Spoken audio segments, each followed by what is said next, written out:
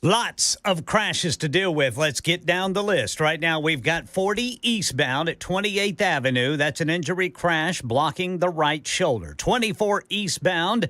This is going to be near Clay Lick Road overpass. That's at White's Creek.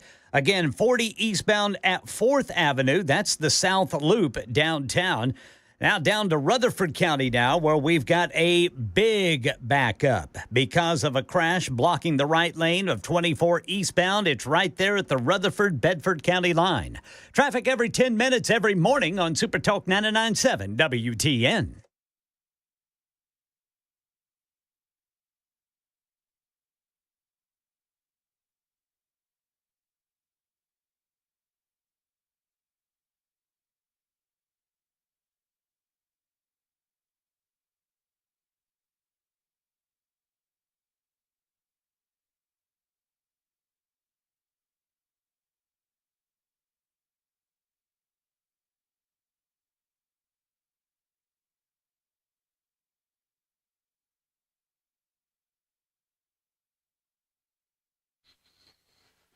Good afternoon. 7 minutes now past the hour of 3 o'clock. Super Talk 99.7. Brian Wilson on the air all the way till 7 o'clock tonight. Going to give you all kinds of news and information.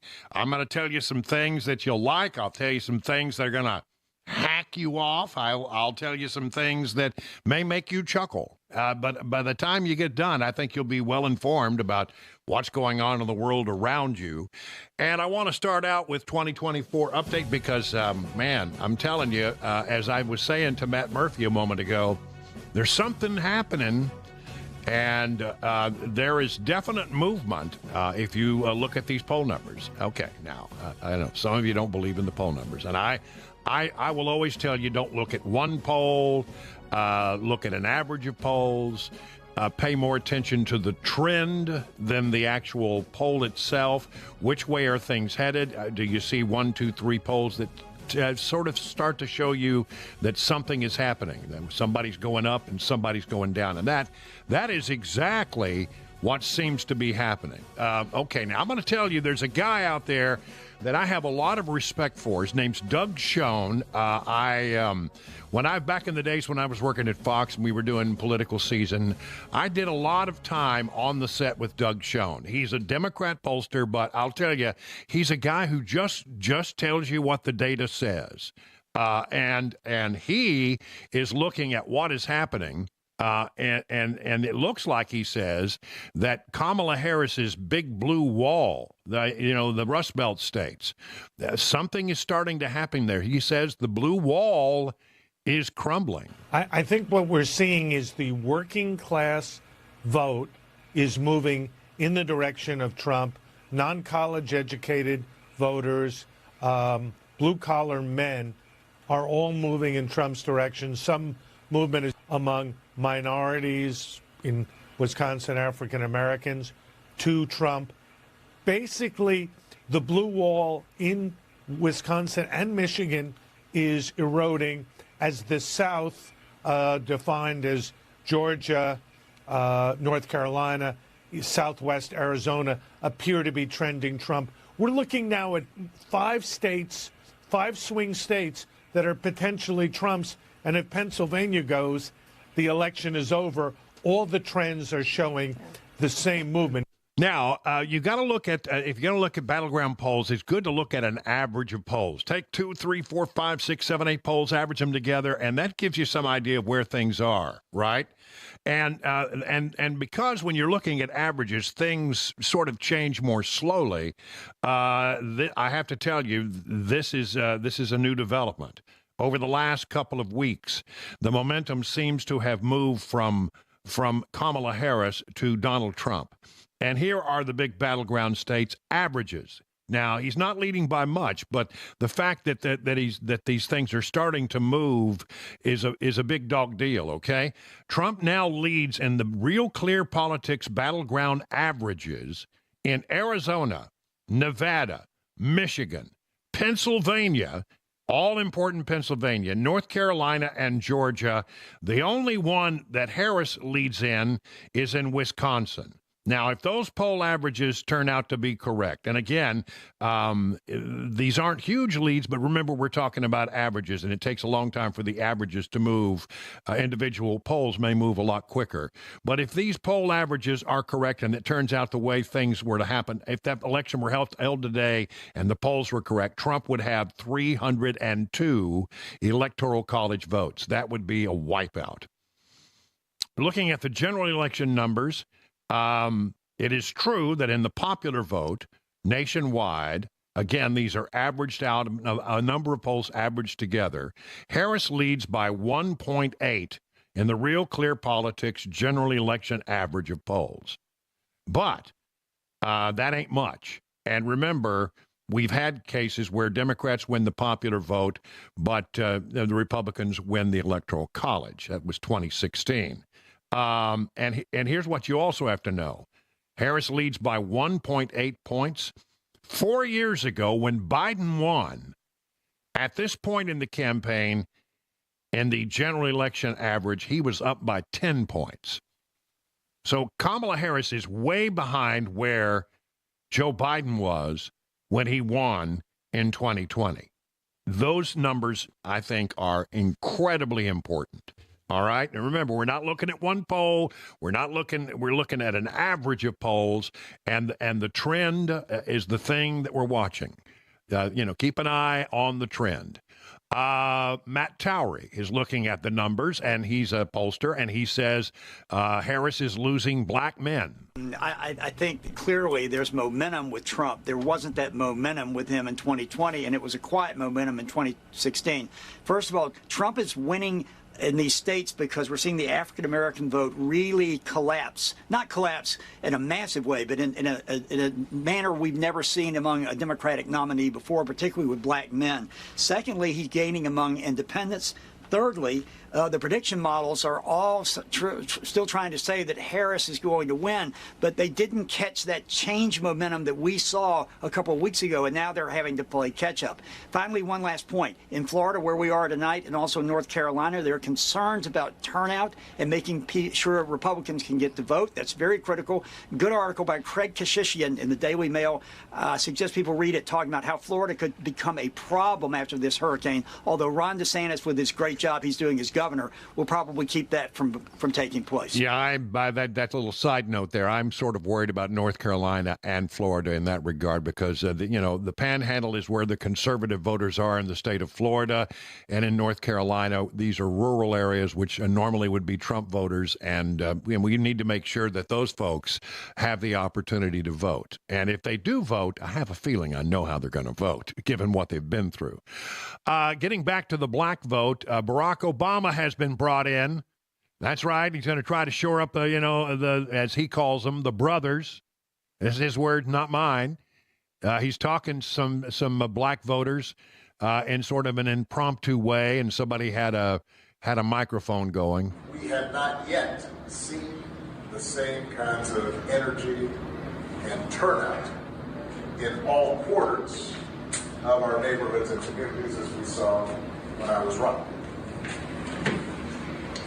Now, I also want to say that seems to be more pronounced with the brothers. So if you don't mind, just for a second, I'm going to speak to y'all directly and say that when you have a choice that is this clear, when on the one hand you have somebody who grew up like you, knows you, went to college with you, understands the struggles and pain and joy that comes from those experiences. Who's had to work harder and do more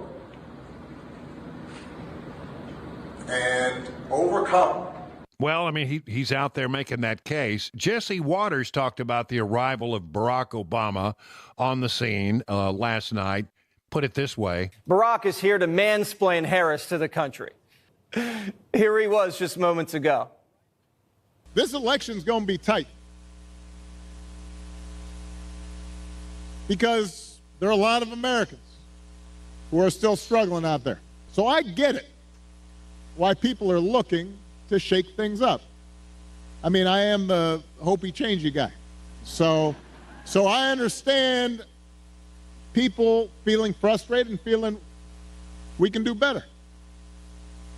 What I cannot understand is why anybody would think that Donald Trump will shake things up in a way that is good for you. He just said America's struggling and wants change from the Biden-Harris administration. And Harris just said she doesn't represent change. And one of the most astute observations I've heard from Jesse Waters. She's not a very good candidate. She's just not a very good retail candidate. And this was observed by, again, Democrat David Axelrod. You know, you need to internalize your message, and you need to react in organic ways when you're talking to folks. But you know, one of the things that says to me that she hasn't entirely internalized the strategic elements of the campaign and where it's at is the answer on the view about what she would do differently. Would you have done something differently than President Biden during the past 4 years?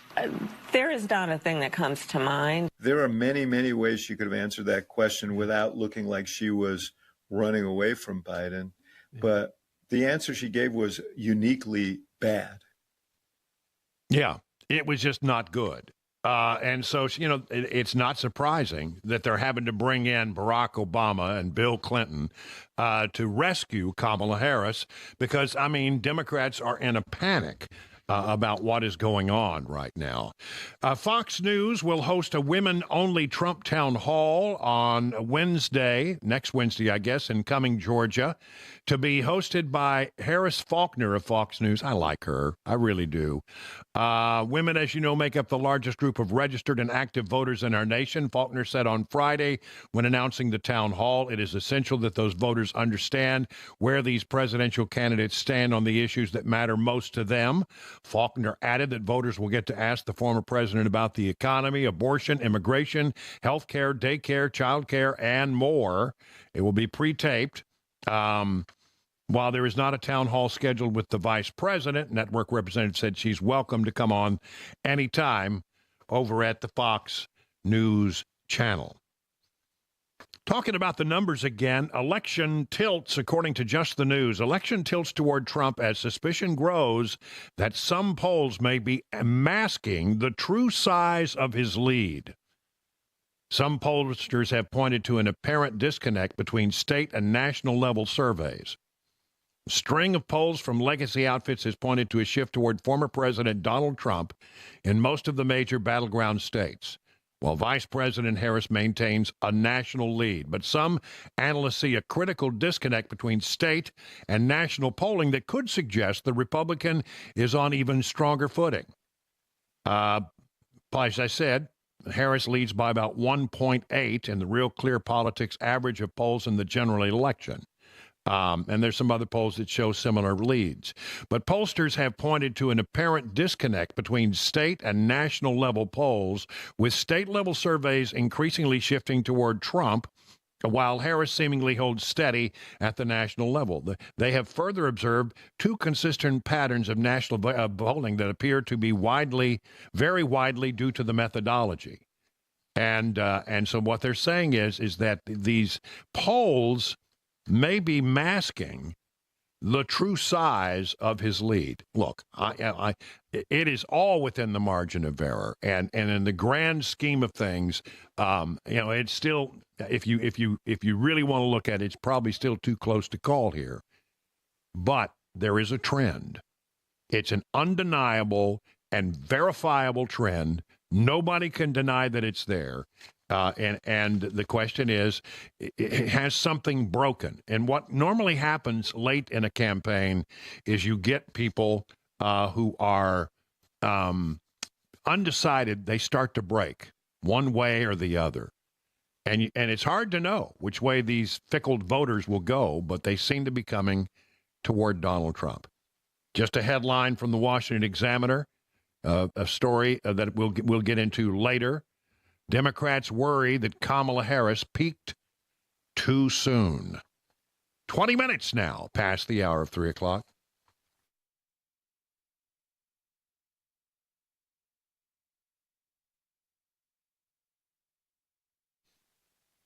Let the team at Restoration Wellness help you achieve your health goals. Restoration Wellness is a leader in weight loss management in Wilson County. Just call the team today at 615-470-8124 or visit them at their website, restorationwellnessmedspa.com, to book a consultation today. My friends Carly and Jamie will take good care of you like you're part of the family. Be a part of the 1,000 patients who've already seen life-changing results from the weight loss management program. Gain your confidence back. Weight loss can increase your energy levels, improve your quality of sleep, and enhance your overall health. Customizable treatment plans for everybody here because they will look at your unique needs, lifestyle, and goals. I can tell you it's working for me. I'm down 33 pounds. I think it will work for you as well. Find out about the newest techniques in weight loss management. Go to restorationwellnessmedspa.com.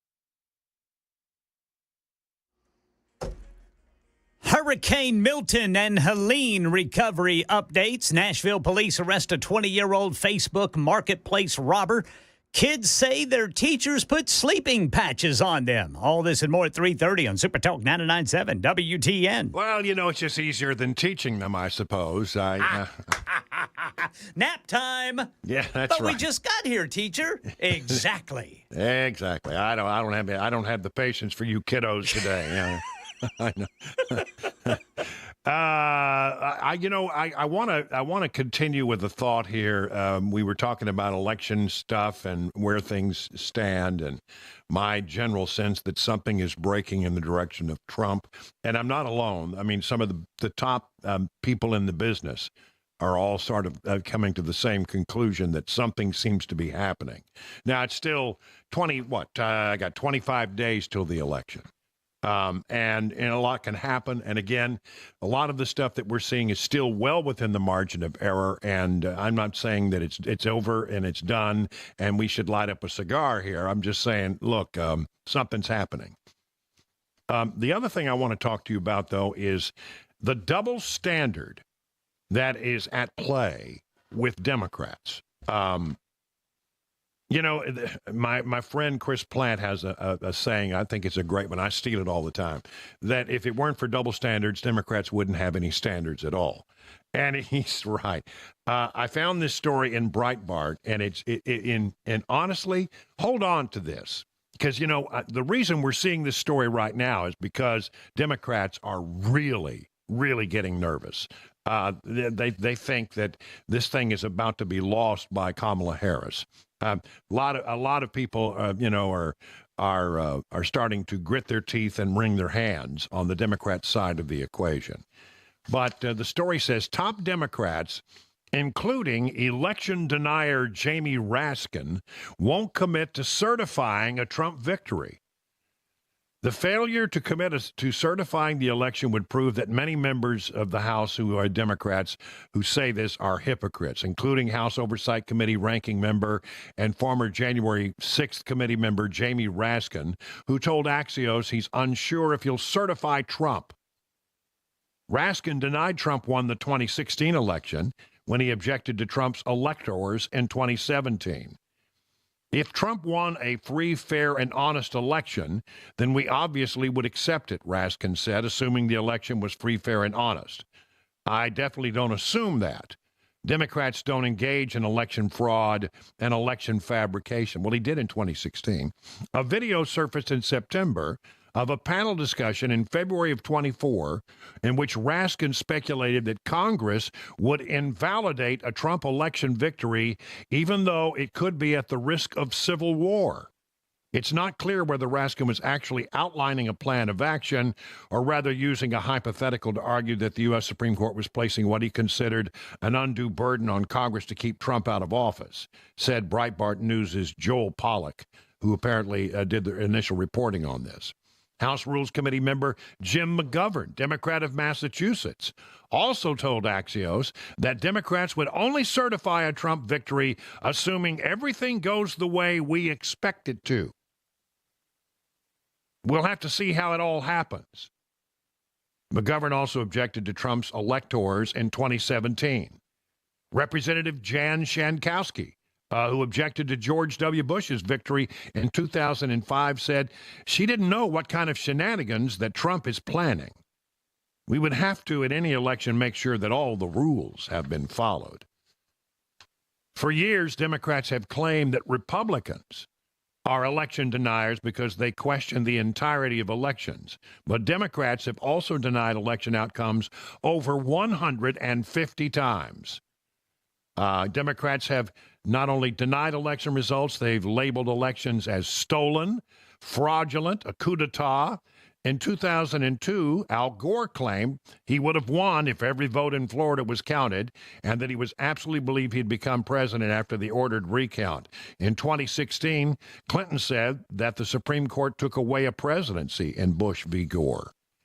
I covered that extensively. I was literally standing in front of the Supreme Court the day they decided Bush v. Gore.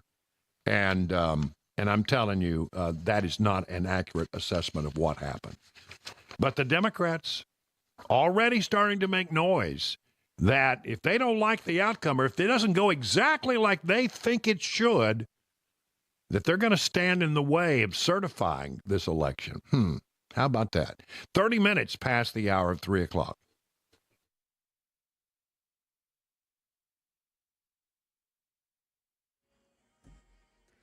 .30 on the dot. I'm Ken Weaver with your top stories. Got the full forecast and traffic in 5 minutes.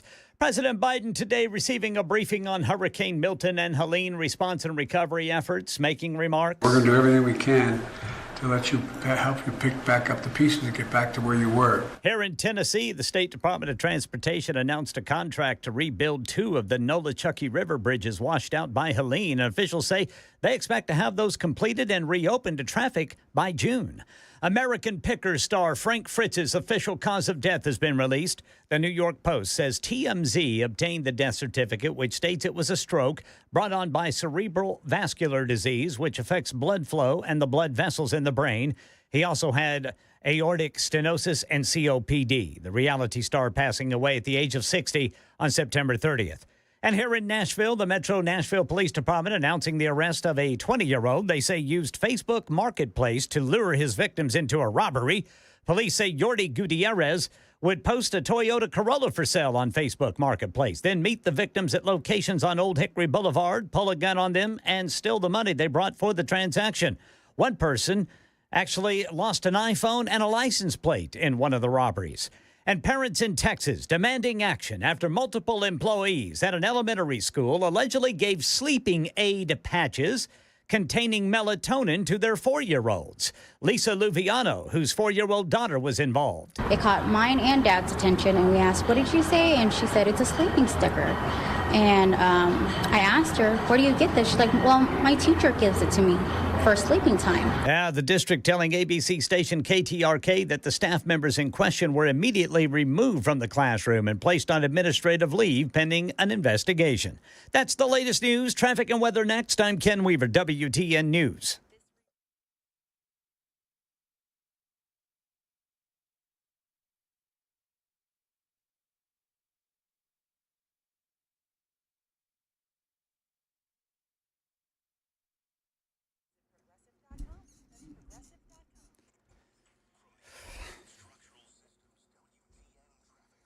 All right, we got a crash at 440 eastbound, Nolensville Pike, then 40 eastbound at 28th Avenue. That is blocking the right shoulder. 40 eastbound at 4th Avenue. That is at exit 210C eastbound. Right now in Rutherford County, we've got a crash blocking the right lane, 24 eastbound, right near the Rutherford-Bedford County line. Traffic every 10 minutes every morning on Super Talk 99.7 WTN.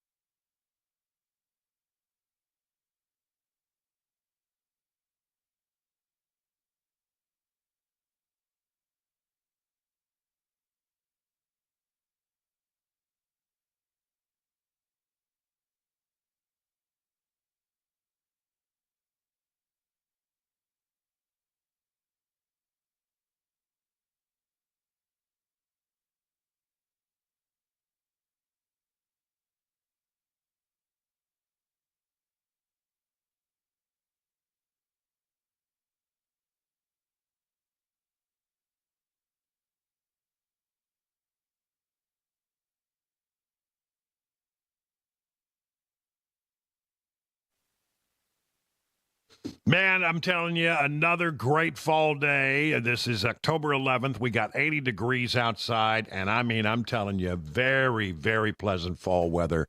The cool nights, the warm days, I'm telling you, it just doesn't get any better. You know what time it is? That's right, it's Friday. Time for round number one of a little thing we like to call Phone Your FARB Friday.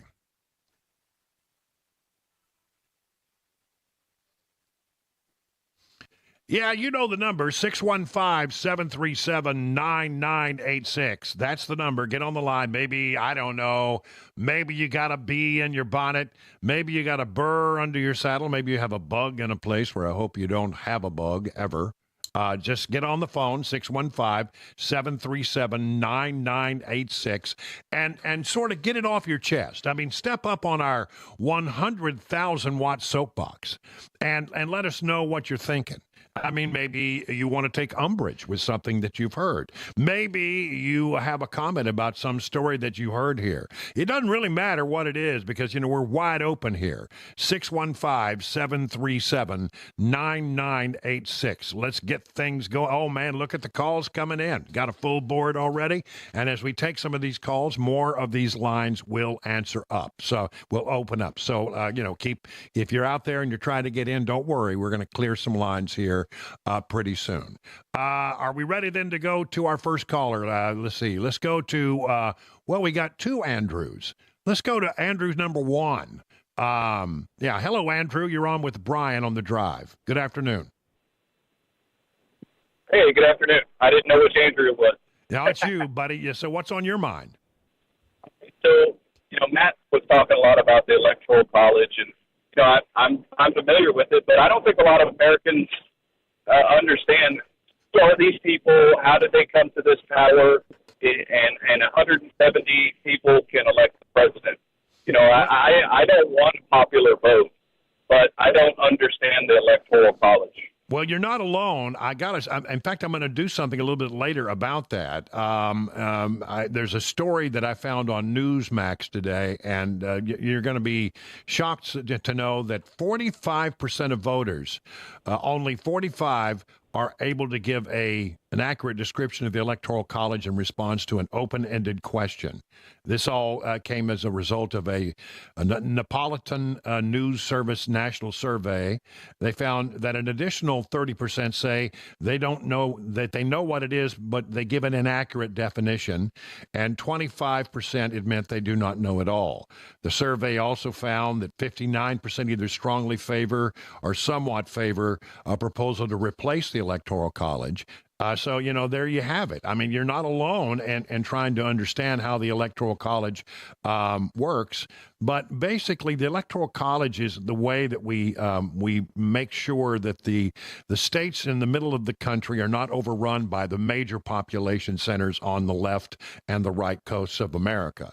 And I'll get into a more detailed explanation of what it is, but that's going to be a little later in the show, and it's more than I can go in during this segment. But Andrew, stay tuned. You're not alone.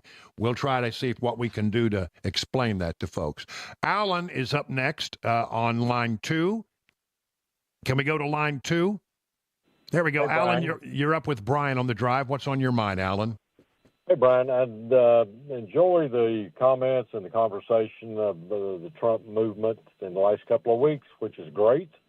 My concern is, you know, when we had the last election a couple of years ago and things were moving so much toward the Republicans, all of a sudden it fell the other way. I just, like all of us, I think we're all concerned about what can take place, what can happen.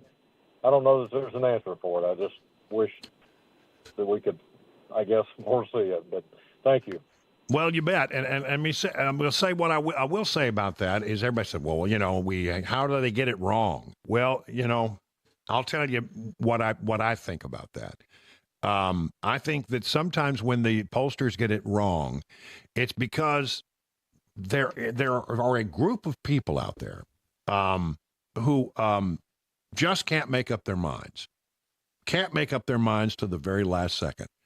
And when they finally break, it's usually too late in the process for the pollsters to pick it up. And that can be part of it. Where do it's not a small number of people. It's a fairly significant percentage-wise. In a close election, you don't need many people to change it, and they just break at the last second. Now, some people are breaking now, it appears to me. But there's another group, they wait till, literally the very last moment. And pollsters, it takes a week or so for them to start to pick up on anything that's happening. So I think that's part of it. And part of it has been, admittedly, the pollsters say, we generally underestimate Trump's strength. But that would work to our advantage, right? The polls could be better than they are. And then I hear from people who say, well, you got to win by a big margin because the other side cheats. The other side says the same thing about us. I think that there's some stuff that goes on. To the degree of which it goes on is an impossible thing to know. You just can't know it. And, you can have your suspicions. But as we have seen in past elections, it's very hard to prove that somebody is cheating, and you only have a limited amount of time to take, that allegation and prove it. Because, Election Day is here, and January 6th is when they've got to be certified. And if you can't prove it and you can't get all your ducks in a row, and by the way, the other side's not going to help you get the data you need. I can promise you that. And at the end of the day, if they can drag their feet and make this thing and slow the process and throw a bunch of lawyers at it, getting the information you need to prove a case is almost impossible to do between Election Day and January 6th. We're still learning things about the 2012 election, as I told you the other day. So all I can tell you is what the polls show, and let's hope that it's a sign that they're underestimating Trump, and that the number will be bigger to overcome any games that might be played. How about we put it that way? All right, let's go to Heather. Heather, you're on with Brian on The Drive. Good afternoon, Heather. Good afternoon. I'm a couple of weeks late with this topic, but when Israel was having making the pagers explode, and I heard somebody commenting about how, that took a lot of pre-planning and forethought to even be able to get those pagers on the market to the people that, they wanted to be able to explode on. Right. And it just made me think, with all of our phones being manufactured in China, how do we know we don't have the same thing going on, and all of a sudden one day China isn't just going to explode everybody's phones or something? Well, I don't think China was responsible for that. I think the Israelis were responsible for that, and I think what happened is they intercepted a shipment from China and replaced it with one that they had set up the way they wanted it to go. And, all those pagers, I think, were modified by the Israelis. And then they just basically swapped out. They intercepted the shipment somewhere along the way and swapped it out. How that happened is still sort of a secret that the Israelis are not too willing to share. But it was definitely the Israelis and not the Chinese. I'm pretty sure on that. Dan, you're up next on The Drive. Dan, what's on your mind, buddy? Medical marijuana. I just want to know why can't the lawmakers put it up for the people to vote on?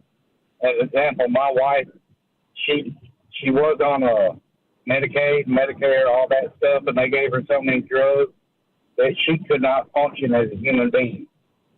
And the only way she can function to deal with the pain she's in from past injuries is medical marijuana. She cannot take pills. She cannot take anything else because they affect her internally where she can't function right. They're looking for a way to make money off of it and not to help people. That's my point. Well, you're not alone in that, and I was one of these people who was pretty hard and fast against medical marijuana and marijuana in general. I'm not a big fan, but I must tell you that I think I've told this story. When I got a bad case of shingles, if you don't know about shingles, look, I don't want to compare it to cancer, but it's bad.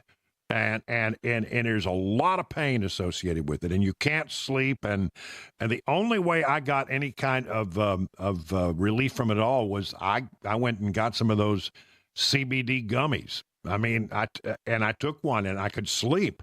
It was the only thing that eased it. And I was taking other medications as well, but it didn't do it. So I think I've sort of thought about that. I said, well, how can you be a hypocrite, Brian? I mean, you had to try it and it worked for you. So, maybe it could work in some other way. I do believe that there is a place for, I don't know that we need to sell the raw marijuana, but I think there's a way to take the element THC, which is in marijuana, and to turn that into a medication that could help people.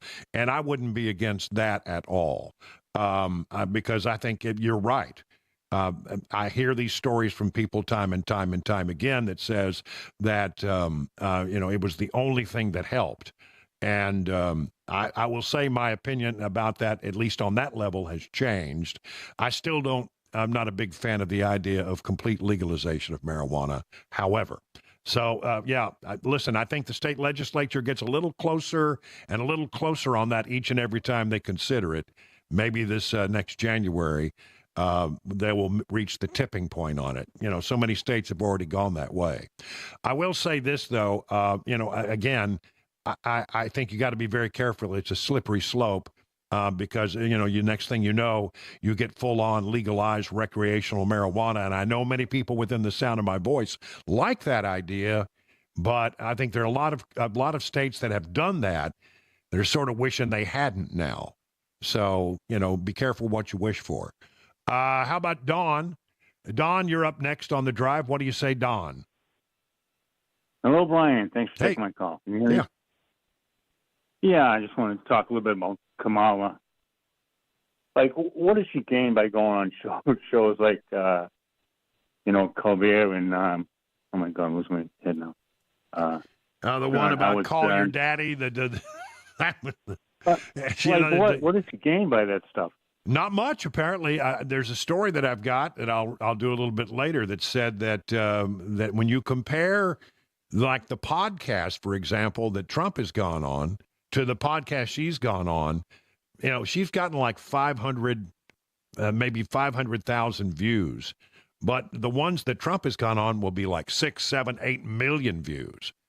So that's sort of an interesting statistic in its own. That's a really interesting anecdotal story. Why is that? Why is it that Trump gets millions and millions and millions of views and she doesn't? When she goes on podcasts that are listened to by those on the left, she doesn't get many clicks at all, many listens. I wonder what that means. All right, guys, that was a good round. We'll do it again in about an hour. It's 51 minutes now past the hour of 3 o'clock.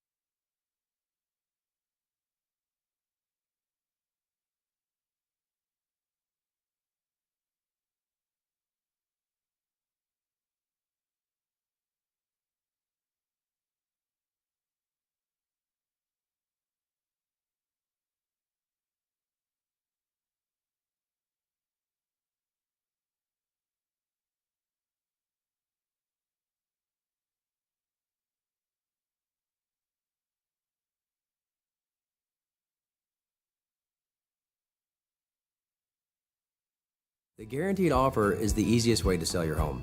It's really simple. We bring you an all-cash offer. You close in as little as 21 days.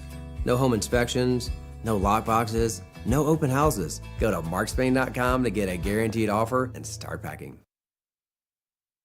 Did you know you're overpaying for your health and wellness products?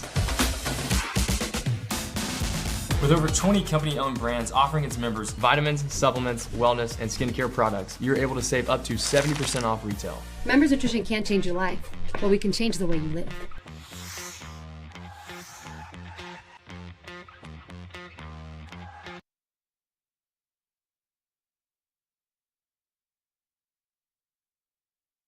I do everything from scrubbing cages to asking people for donations to answering the phones and helping facilitate getting animals to the rehab. I'm there on the weekends, up there taking care of animals with the team. You got a great team there. It's a small team, but a great team that works together. And I started about 20 years ago. My dear friend Carol Burgess founded Harmony in Fairview. Okay. And we decided to reopen it in West Nashville. And we are rocking along. Lots of animals. One of the primary calls that we get are, I found a bird, it's on the ground, what do I do?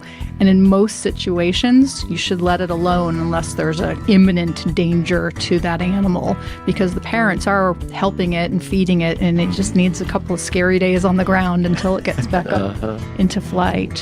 What about bunnies, Melody? Can we give advice about bunnies? The bunnies, they're just the sweetest, most innocent creatures, and we just see the worst things happen to them. Cats, dogs, lawnmowers, weed whackers. In most cases, if the animals aren't injured, if you can put the rabbits back, that's always better to be with the mother rabbit than to come to us. All the storms that have been coming through and just destroying nests, and a lot of babies will be found on the ground. Re-nesting is possible and preferable. You play the video calls and you put the baby near where they found it, and the mama will actually come down and pick it up and then bring it back. Oh, nice. Isn't that cool? Nice.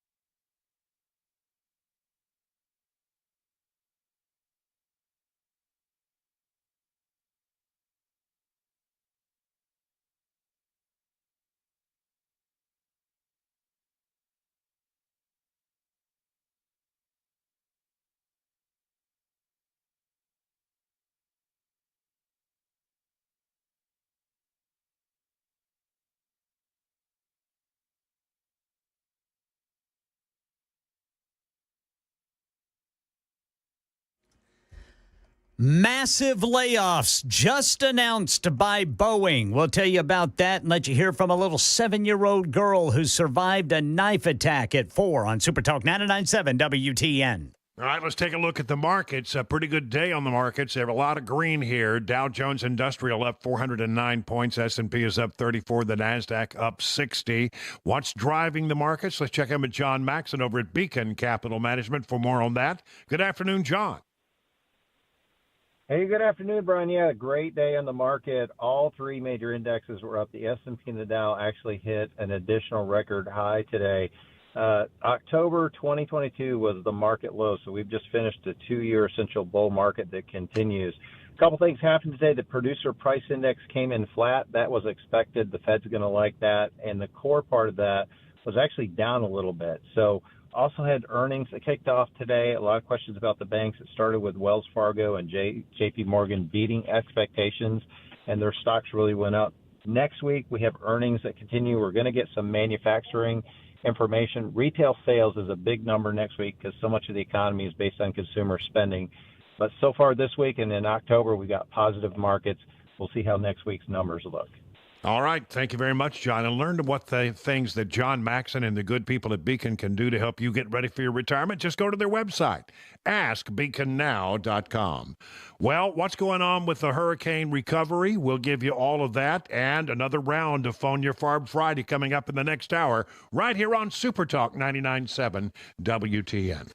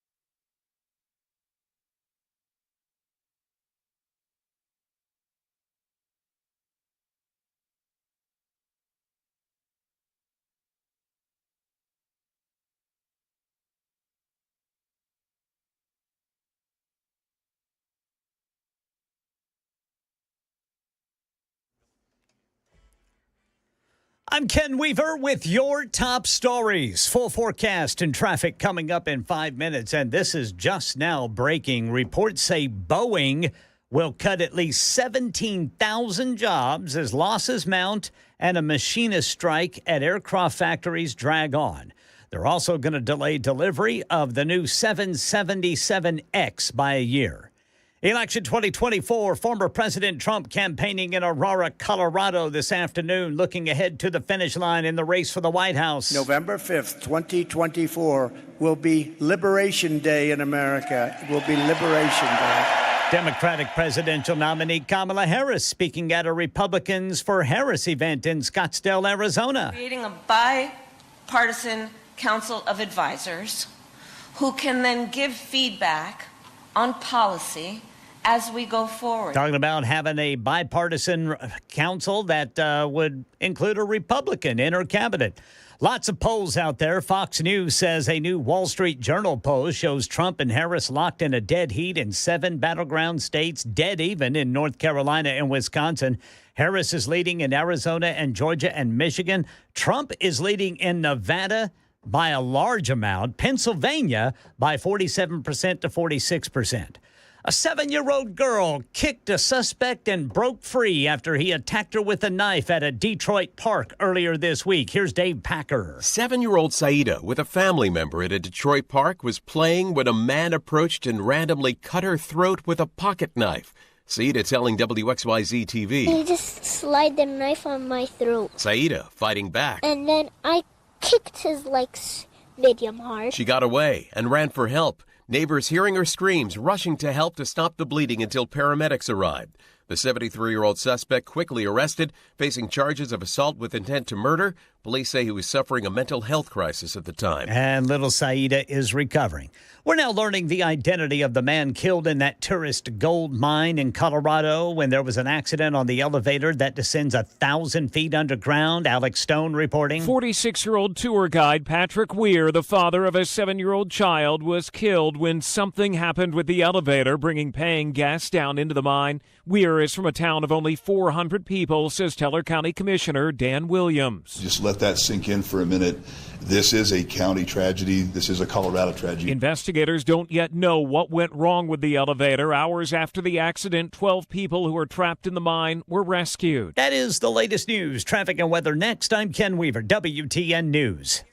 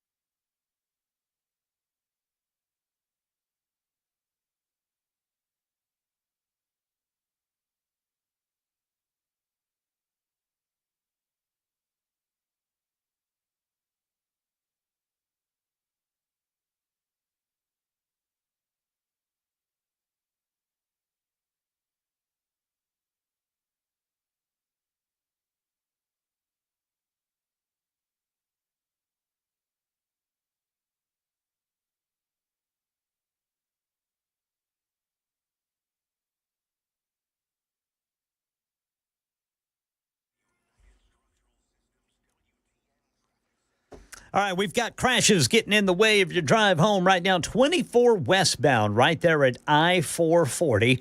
Then another one 40 eastbound at 28th Avenue. That's exit 207. 24 eastbound near the Rutherford-Bedford County line in Rutherford County. Also closer to Nashville now, 24 westbound in Laverne. Traffic every 10 minutes every morning on Super Talk 99.7 WTN.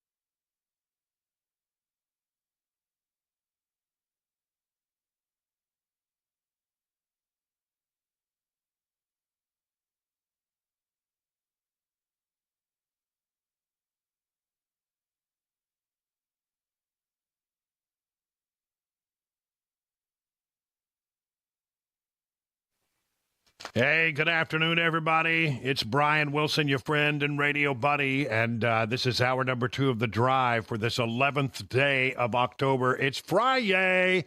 That's right, and that means that at 4:35, just a little while from now, we'll have another round of Phone Your FARB Friday. Had a first good round. I was talking to Jeff, who's Jeff Malinoff, who's in today for Chris Webber, and telling Jeff that, you know what, it's the hardest thing we do from a technical standpoint, because, I mean, it really is a workout for Jeff in his slot there, answering all the calls, and then also, switching the calls, and there are production elements a part of it as well, and so he did a great job. But one of the things that we do, Jeff, is that it's not a competition, so no wagering, but we do compare the early Phone Your FARB from the second, and we make a ruling as to who we think did best. That's fair. That's a fair assessment. And so I thought the first round was pretty strong. Yes, it started off pretty hot. So the second round, really, you've got your work cut out for you. Again, that's coming up at 4:35, Phone Your FARB Friday, only on The Drive, and we'll have some fun with that. Okay, so I want to talk about hurricanes and, the cleanup. Milton, we continue to get details out of Florida about what Milton. Look, I was watching a lot of the coverage this morning on Fox and other places. I don't mean to downplay the significance of this storm. It's a significant storm. Millions, probably billions of dollars worth of damage. Cut a swath right through the state. Still at this hour, there are 2 million people who do not have electricity. And that's of course one of the most important things to try to get back up. But they're working very quickly, and they pre-positioned a lot of these power workers so they could respond quickly outside of the hurricane zone, and then they rush right in and start doing the work. And so I think by the time we get to Election Day here, which is 25 days from now, the vast majority of electricity will be back. The cleanup will be continuing. The death toll from Milton now at 16. So 16 people have died as a result of Hurricane Milton, and it's coming in as a Cat 3, a strong Cat 3, and exiting the state. And was a 2 through most of its trip across the state, exiting into the Atlantic Ocean as a 1. So there we have all that. And again, that work is going on. We're still, I think of the 2 storms, you have to say Helene is the one that did the most damage. Helene really just wiped people out. And again, not so much the hurricane as it came across the panhandle of Florida, although that is not to be underestimated. The effects of that are relatively small compared to what happened in North Carolina and East Tennessee when, 30 some odd inches of rain fell in a very short period of time across those mountain valleys and caused a bunch of mudslides, and roads and bridges are washed out. Just, the water, the deluge of water, folks, I don't think people, can really grasp it. From what I'm hearing of people, it's darn near impossible for you to understand it unless you've been there. And they say the pictures just don't begin to tell the story. And I believe that to be true. This story from News Channel 5, Tennessee will offer up to $100 million to East Tennessee counties to jumpstart recovery efforts. Governor Bill Lee made it clear Thursday that East Tennessee's recovery will take years, even decades. The problem is many of the counties in East Tennessee don't have enough money available to start the recovery process.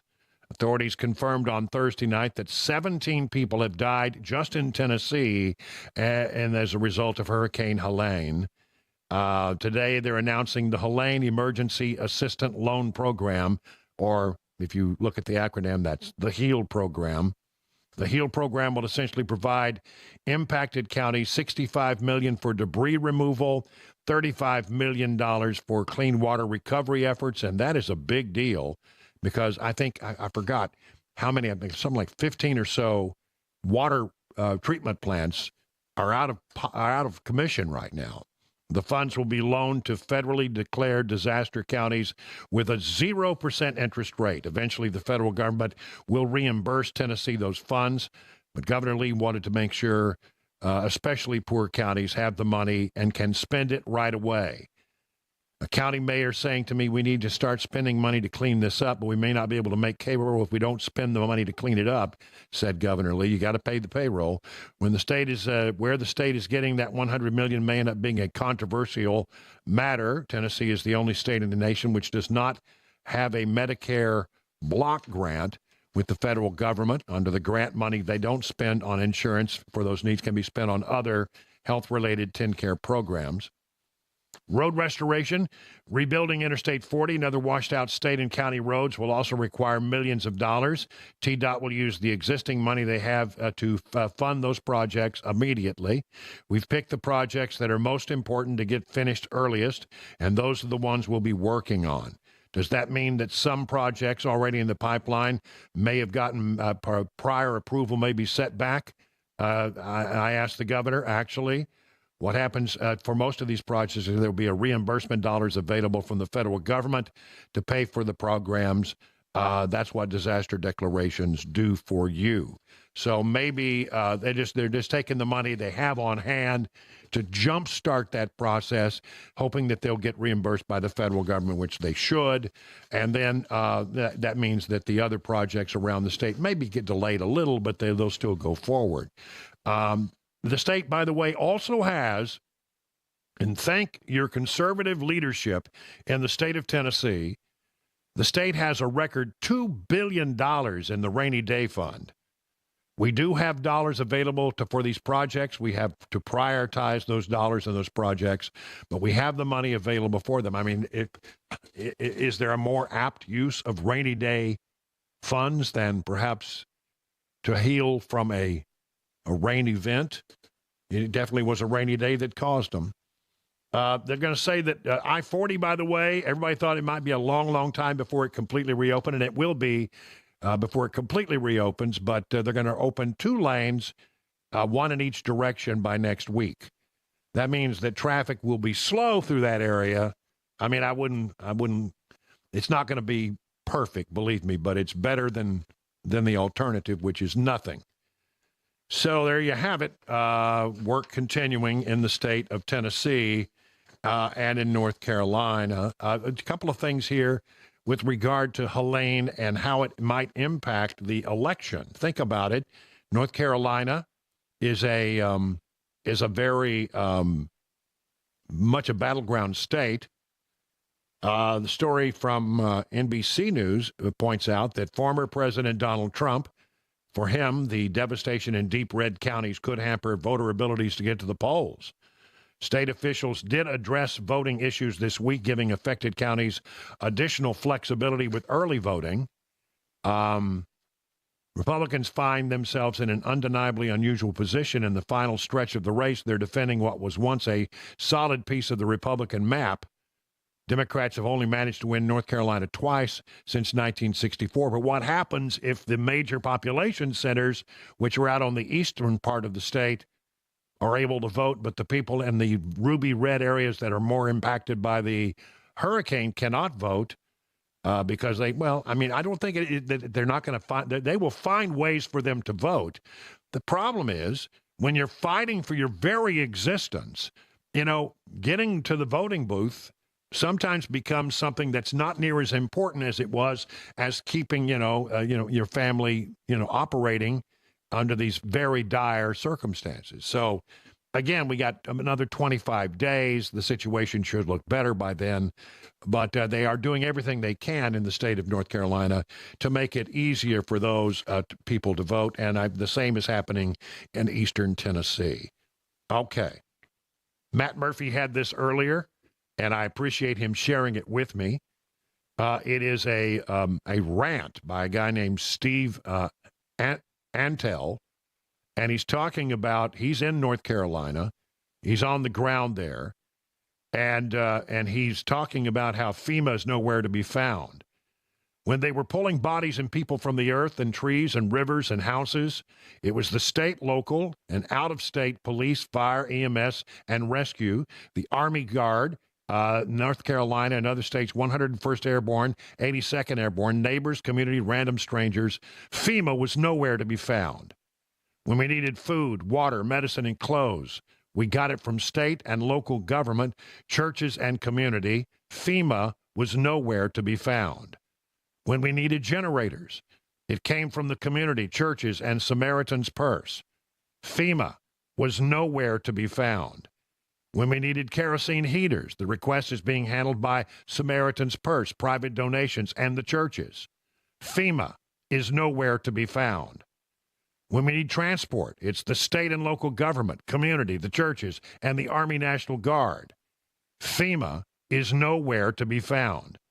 When we need gasoline and water, it's the state and local government, the community, private donations, and FEMA is nowhere to be found. When we need all the other little day-to-day stuff that you don't think about in normal life, it's the community, it's the churches, private donations, Samaritan's Purse, and FEMA is nowhere to be found. I have yet to see a FEMA person in Fairview. I hear they exist, but I travel the entire area several times a day. Haven't seen one. There is not a FEMA person I can find and say we need 100 heaters, 100 generators, 100 camp stoves, hundreds of gallons of kerosene, and gas containers and propane tanks and on and on. It's the community, Samaritan's Purse, churches, friends, neighbors, state and local governments, businesses, etc. FEMA is nowhere to be found.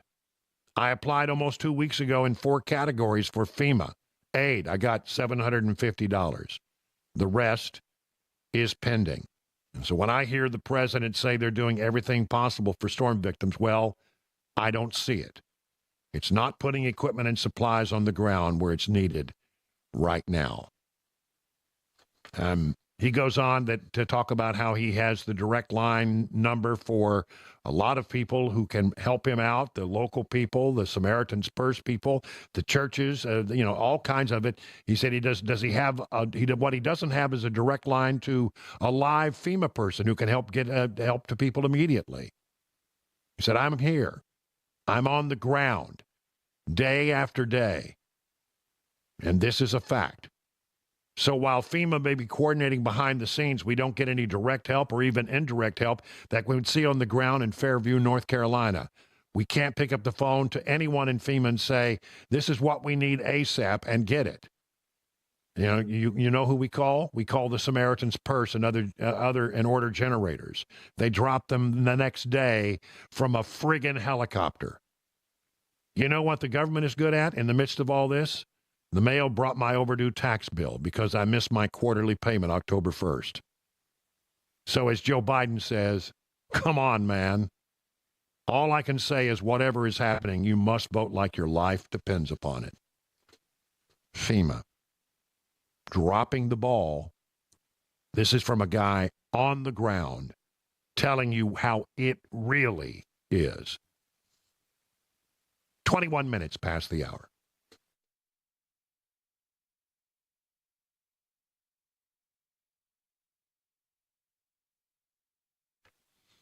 All right, let's talk a little bit about the folks over at Busy Bee. It's the spooky season, so don't get tricked. Let them treat you to good service. How about that? They have a couple of contests for you to enter during the month of October. Think you have a scary furnace? Tag Busy Bee with your scary furnace picture on any of the social media platforms for a chance to win a date night on them, 2 Preds tickets, and dinner for 2. Winners announced November 1st. How about a free Beehive membership? All you have to do is carve a pumpkin of Buzz the Bee and post and tag Busy Bee on any social media platforms. As a Beehive member, you'll receive 3 annual tune-ups, 1 for cooling, 1 for heating, 1 for plumbing, 10% off all repairs, priority front-of-the-line service, $100 annual accrued replacement credit, no overtime or holiday fees, all for as little as $99. For satisfaction guaranteed, call Busy Bee HVAC, your Rude Pro partner, 775-7833, or visit busybeehvac.com.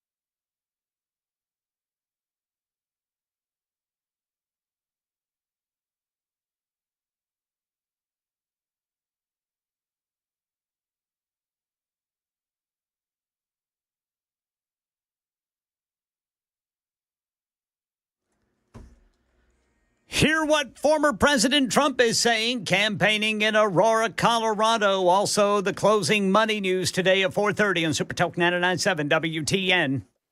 That's Ken Weaver. He's doing the news there in the news closet, and there in the control room pushing the blinky buttons. Jeff Malinoff, Chris Weber returns on Monday, and he's been out sloughing off. But that's Chris for you. Such a slacker. Ken Weaver, I worked in Mobile at one point in my career as a local reporter, and I learned a lot about an organization, and I've come to have a great deal of respect for them when I was there, and that was the Coast Guard, U.S. Coast Guard. A lot of people talk about, the military, and the military sort of looks its nose down and proud, and then there's the Coast Guard. But you know what? Those people do heroic things every day. And this story, I think, it tells you not only about a heroic rescue effort, but an amazing story. U.S. Coast Guard helicopter crew on Thursday rescued a man spotted floating on a cooler in the Gulf of Mexico, dozens of miles off the Florida Gulf Coast after Hurricane Milton struck. He's on a floating cooler. Yeah. Amazing. The Coast Guard said Air Station Miami helicopter crew rescued the captain of the fishing boat called Captain Dave. One assumes that it's owned by a guy named Dave. 30 miles off Longboat Key. He was transferred to Tampa General Hospital to undergo treatment. The captain of the fishing vessel and the crew first reported needing assistance about 20 miles off Johns Pass in Florida on Monday. Coast Guard Station Sand Key Rescue Boat and Air Station Clearwater were deployed, according to the Coast Guard. The captain and crew were rescued and brought back to the air station Clearwater in good condition. The boat was left adrift and salvage arrangements will be made. On Wednesday, the owner of the fishing vessel informed the Coast Guard the captain had returned to the boat about 3 a.m. to make some repairs, but had failed to check in. They were able to make radio contact with the captain, who reported the rudder was fouled with a line and became disabled during the transit back to port. And at the time of the rescue operation, the weather was quickly deteriorating. Waves 6 to 8 feet high, winds of around 30 miles an hour. The captain was told by the Coast Guard to put on a life jacket and to stay with the boat's emergency radio beacon. The Coast Guard lost communication with the captain about 6:45. They send a helicopter out in these horrific conditions, and they spot him adrift on a cooler with a lifeguard. He had the radio beacon with him, and that's how they were able to find him. They pulled him out of the water and took him in. The captain was kneeling on the cooler.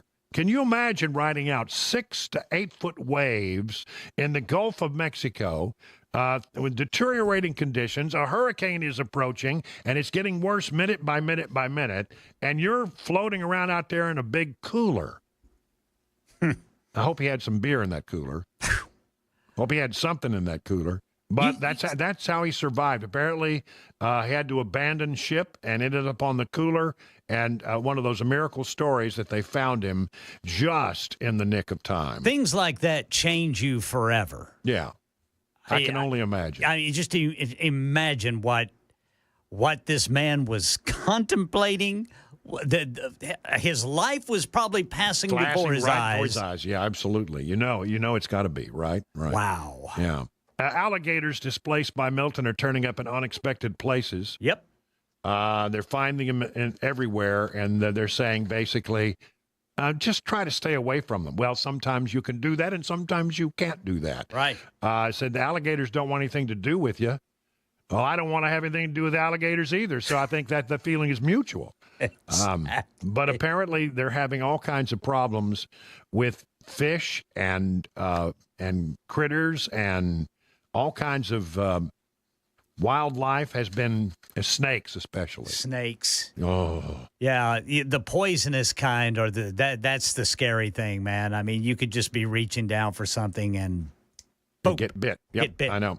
1.3 million alligators live in the area impacted by Hurricane Milton. Yeah, there's videos all over TikTok of people opening their doors, and there's like a 8-foot gator. And, they're in the breezeway. And you very quietly shut the door. Yep.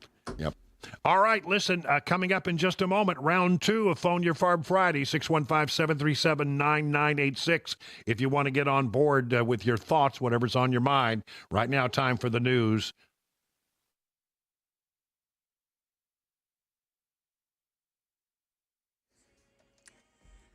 I'm Ken Weaver with your top stories. Got the full forecast in traffic in 5 minutes. And again, breaking news, and it's going to cost jobs. We're talking about Boeing announcing it's going to cut at least 17,000 jobs as losses mount and a machinist strike at aircraft factories drag on. They will also delay delivery of their 777X by a year. Election 2024, former President Trump campaigning in Aurora, Colorado this afternoon, saying he will invoke a 1798 law on repelling enemy invasions to deport more people with stiff penalties for repeat offenders. They will be told it is an automatic 10-year sentence in jail with no possibility of parole. And here in Tennessee, transportation officials speeding up recovery from Helene with a first-of-its-kind contract to rebuild at least 2 of the bridges that were destroyed by flooding. It's called a progressive design build, and it will allow for projects to overlap to resume travel as quickly as possible. The current target to reopen both bridges there in East Tennessee is June 23rd. And a convenience store chain plans to close several hundred stores. CNN says 7-Eleven citing declining sales, declining traffic, inflation, and specifically a decrease in the amount of cigarette purchases. Money News, Chuck Severson. Solid gains for the day and the week for the major indexes. The S&P 500 and Dow closing at new record highs and finishing a 5th straight winning week. The S&P gained 35, the Dow added 410 points, and the Nasdaq index finished 61 points higher. The Nasdaq was kept in check by an 8.4% slide for Tesla shares. It was the heaviest weight on the markets. The electric vehicle maker unveiled its long-awaited robotaxi Thursday night, but critics highlighted a lack of details about its planned rollout. The Cybercab's potential rival, Uber Technologies, jumped 9.8%. Lyft rose 8.9%. Wells Fargo jumped 6.3% after reporting a stronger profit for the latest quarter than analysts expected. BlackRock and Bank of New York Mellon also climbed after delivering results that topped analyst forecasts. BlackRock said it ended the summer managing a record $11.5 trillion in total assets. That's the latest news. Traffic and weather next. I'm Ken Weaver, WTN News.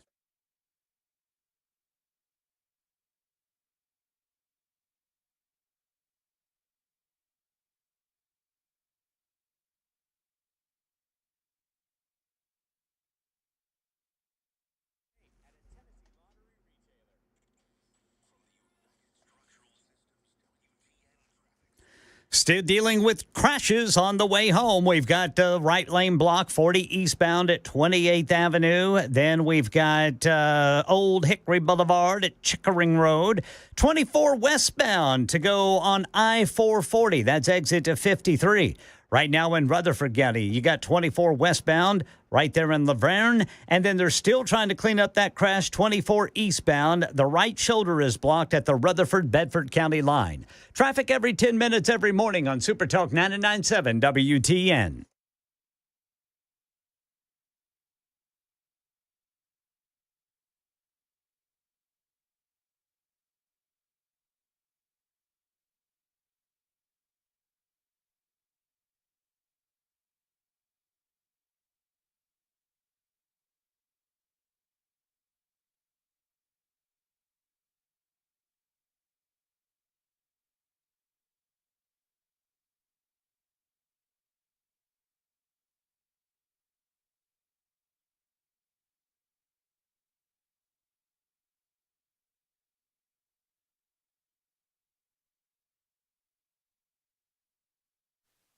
Let me tell you about Johnny Fleeman. If you are a fan of Legend Steakhouse and you like the flavors over there, you can have them at your home or out on a tailgate if you're going to a big football game this weekend.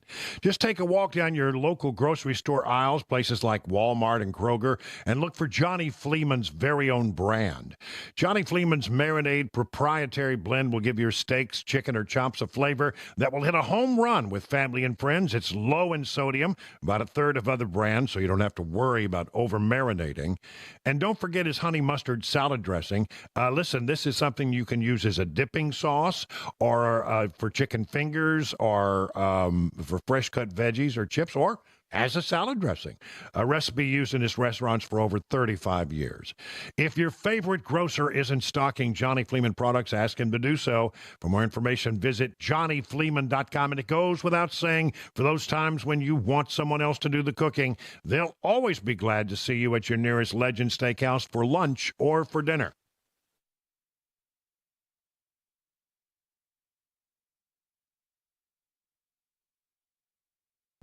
Hey, what's up, guys? It's Matt Murphy in the middle of downtown Franklin, Tennessee. We've talked so much about Savory Spice. I thought, why not show you the place? So let's go on in and see what's popping at Savory Spice. As I've always said, you will smell the spices even before you walk in. I can smell them right here in the doorway. Come on in, and let's introduce you to the one and only Holly, who is the owner and proprietor of Savory Spice. Say hey, Holly. Hello, everyone. Now, enough about Holly. Let's talk about spicy and easy products like the incredible taco soup, which, as I said, you put this in a crock pot, you put all the ingredients that it tells you to buy right there, you put the spices in, and it's so easy. So if you don't know what you're doing around the kitchen, it's a perfect way to find your way around the kitchen, as is the Mediterranean dill risotto. Now, for the holidays, pumpkin pie spice. What doesn't it have, Holly? Pumpkin. Doesn't have any pumpkin in it. That's a fun fact for all of you kids out there. Now, if you stop by Savory Spice, either in the Franklin location or at L&L Market, you can get yourself a sample of the dill dip, which is my absolute favorite. Just tell them Matt Murphy sent you to Savory Spice with purchase now. So come by Franklin or L&L Market in Nashville and come see Holly and the entire crew at Savory Spice.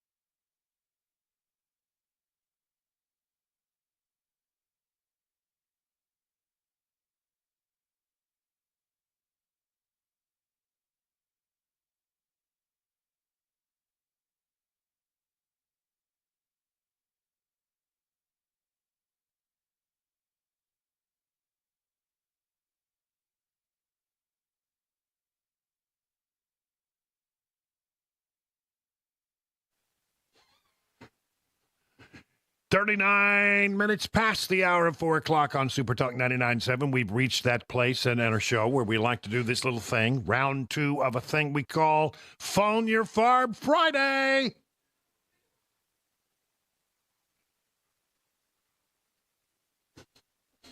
You know the number, 615-737-9986. This is where you get a chance to, climb up on our 100,000-watt soapbox and express yourself. Maybe you've got a burr under your saddle. Maybe you have a bee in your bonnet. Maybe you have a bug in a place where I hope you never really ever have a bug. 615-737-9986. Get on the line and get it off your chest. We'll all feel a lot better if you just get it off your chest, right? Maybe you want to take umbrage. Maybe you got something that, you feel like, people need to hear. We're open to it. Anything can happen here within boundaries because it is a family show, so mind your manners, all right? We'll start with Richie. Can we get line number one? Hey, here we go. Line number one, Richie, you're up with Brian on the drive. What do you say? What's on your mind there, Richie? Hey, Brian, thanks for taking my call again. This is Richie, that submarine vet. Thanks. Oh, again. yeah. You were on an attack sub, right? Oh, yeah. Nuclear one. Yep, that's what I did. I was in the nuclear field for the engineering. Right. Hey, I heard something that just blew my mind. Did you see the conversation with, I think her name is Lisa McClain, was speaking with either the House or the Senate about comparing the amount of money that they spent on illegal immigrants last year compared to the veterans. She said that it was. Oh, I lost you, Richie. Say they spent. I lost you there for just a second. Start where you said. She said they spent what? They spent $66 billion on the immigrants, and take a guess. This blows my mind. Only $3 billion on our veterans. Right. So she was confronting them, and of course, there was a Democrat in the background saying, "Well, you're not adding. You're including this and this and this, and it just doesn't. It's not the same number." So she goes, "These are the numbers," and one of the numbers, believe it or not, was the education of the immigrants was $3 billion. Yeah. That's the same amount they spent on the veterans, which blew my mind. Yeah, and I did know the $66 billion number. We had that in a story the other day when I was talking about, we have money. We have, I forget how many billions. I don't have all of the numbers at the tip of my tongue, but billions and billions of dollars sent to Ukraine. We just sent billions and billions of dollars into Israel. We're sending billions of dollars into Lebanon, and we're sending billions of dollars into Gaza. And yet, when Americans need help, they don't seem to have the money. And you're right. Here's an example. Veterans not getting what they need compared to what we're willing to do for other people we won't do for our own.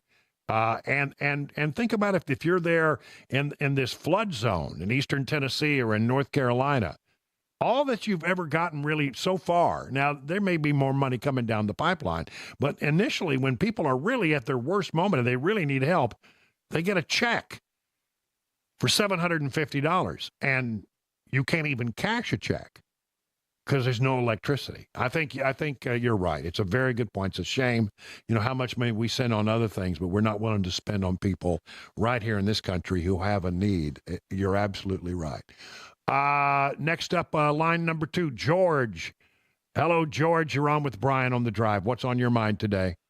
Hello, Brian. I'm in Reading, Pennsylvania, and I just wanted to fill you in. It's been a while since we talked about what's happening here in Pennsylvania. I was thinking about giving you a call, George. I still have your number sitting over here. George is a listener in Reading, Pennsylvania, and as you know, Pennsylvania is the swingiest of all the swing states, and we want to know, how things are going there. What's your sense of it there, George? Well, it's been crazy. All the candidates are here. I've seen Trump 3 times, twice in Harrisburg, and on Wednesday, he was here in Reading, PA. 2 weeks ago, J.D. Vance was here just north of Reading, and he's coming back to the Reading airport tomorrow for another rally. It's crazy with the people supporting him. I've seen Doug Bergman here supporting Trump, Christine Noem. Sarah Huckabee Sanders is campaigning with McCormick, who's running for Senate. The governor of Oklahoma was with McCormick here campaigning. It's crazy what's going on. Now, what kind of things are you seeing on television? On television, a lot of ads, both on the radio and on TV, and when I'm streaming you guys. Most of it is back and forth between the candidates. A lot of it, I think, is untruth, but whatever. But with McCormick, it's mostly on his abortion issue, and they accuse him of not living in Pennsylvania because he has businesses in Connecticut and a home there. So I'm really curious about the ratio of Trump to Harris ads. I think Harris has an edge in that regard. But lately I've been seeing a lot more Trump signs in the area.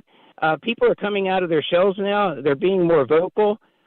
Before, you'd be afraid to mention something to the Harris side, and now people I think are coming out and being much more vocal. Very quickly, because our time is, I want to get some other people in here. Okay. But I mean, I'm seeing in the polls some movement in Pennsylvania. Do you sense that as well? Oh, I do, and I think people who might not have been expressing themselves in the polls, they're being more vocal and coming out in, when they're questioned who they're voting for. All right. Listen, George, thank you for the update. Greatly appreciate you checking in from Reading, Pennsylvania. Here we go. Let's go to Mike in White Buff. Is it White Bluff? White Buff? I can't tell. Yeah, Mike? Okay, yep, Mike. White Bluff in Dixon County. So what's going on, Mike? What's on your mind?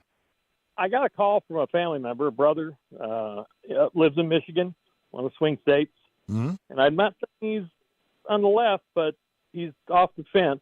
And he made a comment that he's hearing that President Trump made a donation of his own money, $2 million, to help support the recovery in Tennessee and North Carolina. He says, I can't believe he would do that. Why would he do that? I said, why wouldn't he? Yeah, look, I mean, and I haven't read that story and I haven't seen that story. It doesn't surprise me, though. To me, I got to tell you, when people do things like that, I have a lot more respect for them if there's not a lot of, attention drawn to it. You know what I'm saying? I mean, look, I mean, people are doing it and trying to help out. And sometimes, I think like with Dolly Parton, by saying, I'm doing this, she's setting an example and she wants people to know that there's a dramatic need. So not only is she making a donation, she's also bringing attention to the problem. But I think some people make those donations and they want all the credit for it. What I hear is a lot of times Donald Trump does things you won't ever hear anything about. And that may be one of them. But listen, thank you for the call. Greatly appreciated. Hello, Betty. Our old friend Betty is calling in. Hey, Betty, what's on your mind today? Well, I don't know if you had the wondrous opportunity to see any portion of the Zoom press conference that Biden and Harris and so forth had this week in anticipation of Milton. But they were just all about, we're so prepared, we have this in place, that in place, etc. Totally taking credit for all of the statewide things that Governor DeSantis and before him Rick Scott put in place in Florida for hurricanes to anticipate issues like that, and not word one about their epic failures in North Carolina, East Tennessee, South Carolina, Georgia, and all the places that they have totally overlooked. One wonders when we hear these stories, and look, people say it's not happening, but I keep hearing it, and from people on the ground that it is happening, is that, FEMA wants to be the person that takes in all of this private donations and then they control how it's distributed. Now, why would they want to do that? Because they want credit for it. They want to give the current administration credit for helping people out when it's really, and from what we're hearing, the locals are just not putting up with it. The locals are just saying, screw FEMA. We're just going to, if you got something, bring it in. We'll find a way to get it to people. They're even taking, life-saving goods up into the mountains of East Tennessee and North Carolina on pack mules, because that's the only way they can get through. You can't get a vehicle through there, but you can get a donkey, and that's what they're doing. You can get a mule. So, I think there's a lot of gamesmanship here, and I think that it's law. Who's going to get the credit? I think they want to get the credit, but you know what I'm hearing, and I read you a big rant from a guy on the ground in North Carolina. He's not seen FEMA anywhere. Not to be found. Thomas is up next on line 5. Hey, Thomas, you're up with Brian on the drive. What's up? Brian, thank you for taking my call. I'm a first-time caller, long-time stalker. Just let you know, big fan. And I know that you have talked a lot about how connected you are because of your background, and now you come to Tennessee, and you have a lot of people that brought with you, a lot of people in the Republican Party who listen to you, who listen to the show, a lot of people of influence in the government who listen to you. Will you confirm or deny that you're in negotiations to be Trump's next press secretary? No, I can absolutely deny that. If that's a rumor, we need to shut that one down, okay? Because you know why? There ain't no way in hell I'm going back. All right, thanks for the call, though. 50 minutes now past the hour, 4 o'clock. Good round. I think we have to say it's a draw. What, Jeff, what's your sense of it? A draw? Yeah, those were both pretty good. Yeah, both rounds were excellent. So we'll just call it a draw. Nobody won, but nobody lost. 51 past the hour.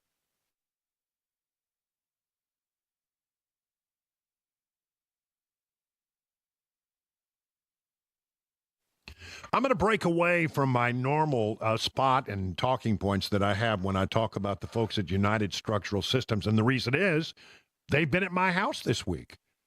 I met a guy named Manny who's been under my house now for about 3 days, making sure that we have the proper kind of drainage there. You know what? You don't want water under your house. It can be the end of your house. It can really do more damage than you can imagine. You want to manage that water in a good way, and he's completely working over my basement area. I've had other people's out. I had one of those classic cracks, stair-step cracks in the bricks, and I got to tell you, they came out and they worked on it, and I mean, you can't even tell where it was. Really great job. Super people. So if you have what you think are foundation issues, or if you get waterproofing issues, or maybe you have concrete that's sinking or sloping in one direction or the other, why don't you call the folks that I called? My friends over at United Structural Systems. They've been around since 1994 with 25,000 satisfied residential customers. Here's the thing. They'll come out, they'll give you an estimate. You don't pay a penny till the job is done, and you're completely satisfied. And I'll tell you, I am completely satisfied with what they've done for me. 615-488-7855. Learn more at usstn.com.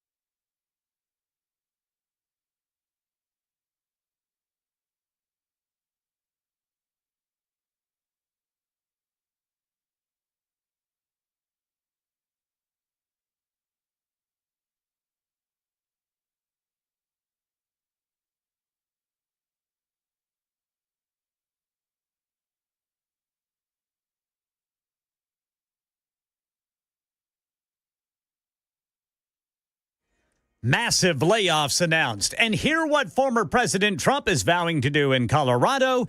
And kids will say the darndest things when teachers give them sleep aids at school. Details at 5 on Super Talk 99.7 WTN.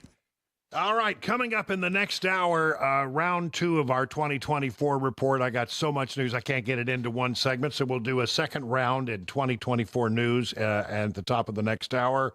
And we had one person who called and said, you know what, you talk about the Electoral College, but I'm not sure I understand how it works. Well, we'll try to explain that, and you're not alone. 45% of Americans don't know what the Electoral College is. We'll try to help you understand that. And it'll be, of course, a round of the Three Amigos. It's all coming up after the news on Super Talk 99.7.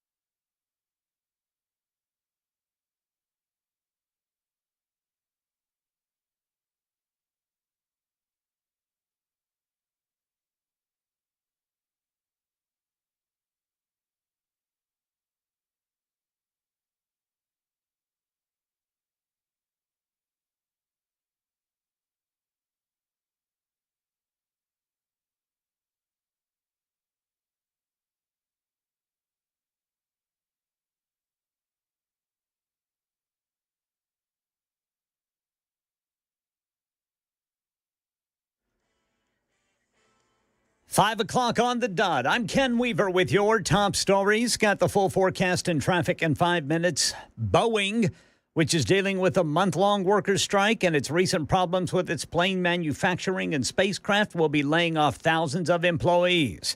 In a letter to Boeing employees, CEO Kelly Ortberg announced the company will be reducing its workforce by about 10%.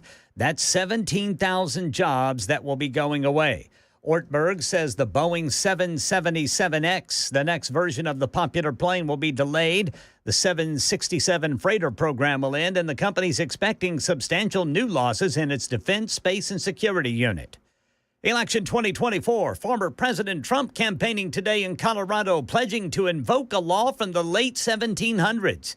It gives the president the power to detain invaders. Here's Stephen Portnoy. Insisting the city of Aurora, Colorado has been overtaken by criminal gangs, Donald Trump vows if he's elected, he'll invoke the 226-year-old Alien Enemies Act to effect mass deportations. The 1798 statute was last invoked during World War II. I will rescue Aurora and every town that has been invaded and conquered. Prior to Trump's visit, Aurora's Republican mayor issued a statement insisting his city is considerably safe and not overrun by Venezuelan gangs. Democratic presidential nominee Kamala Harris reaching across the aisle at a Republicans for Harris event in Scottsdale, Arizona, even having a Republican in her cabinet. Creating a bipartisan council of advisors who can then give feedback on policy as we go forward. The White House says President Biden will go to Florida Sunday to visit areas impacted by Hurricane Milton, but gave no details on what cities he will visit and who he will have with him there. As for East Tennessee, TDOT says 2 major bridges washed away during Hurricane Helene's flood should be replaced and opened this summer. Today, TDOT announcing an expedited contract to rebuild the Nolichucky River bridges along State Road 107 in Greene County, State Road 81 in Washington County. The targeted reopening is late June 2025. Parents in Texas demanding action after multiple employees at an elementary school allegedly gave sleeping aid patches containing melatonin to their 4-year-olds. Here's Lisa Luviano, whose 4-year-old daughter was involved. It caught mine and Dad's attention, and we asked, what did she say? And she said, it's a sleeping sticker. And I asked her, where do you get this? She's like, well, my teacher gives it to me. for sleeping time. Yeah, the district telling ABC station KTRK the staff members in question were immediately removed from the classroom and placed on administrative leave pending an investigation by the Spring Independent School District Police Department. That's the latest news. Traffic and weather next. I'm Ken Weaver, WTN News.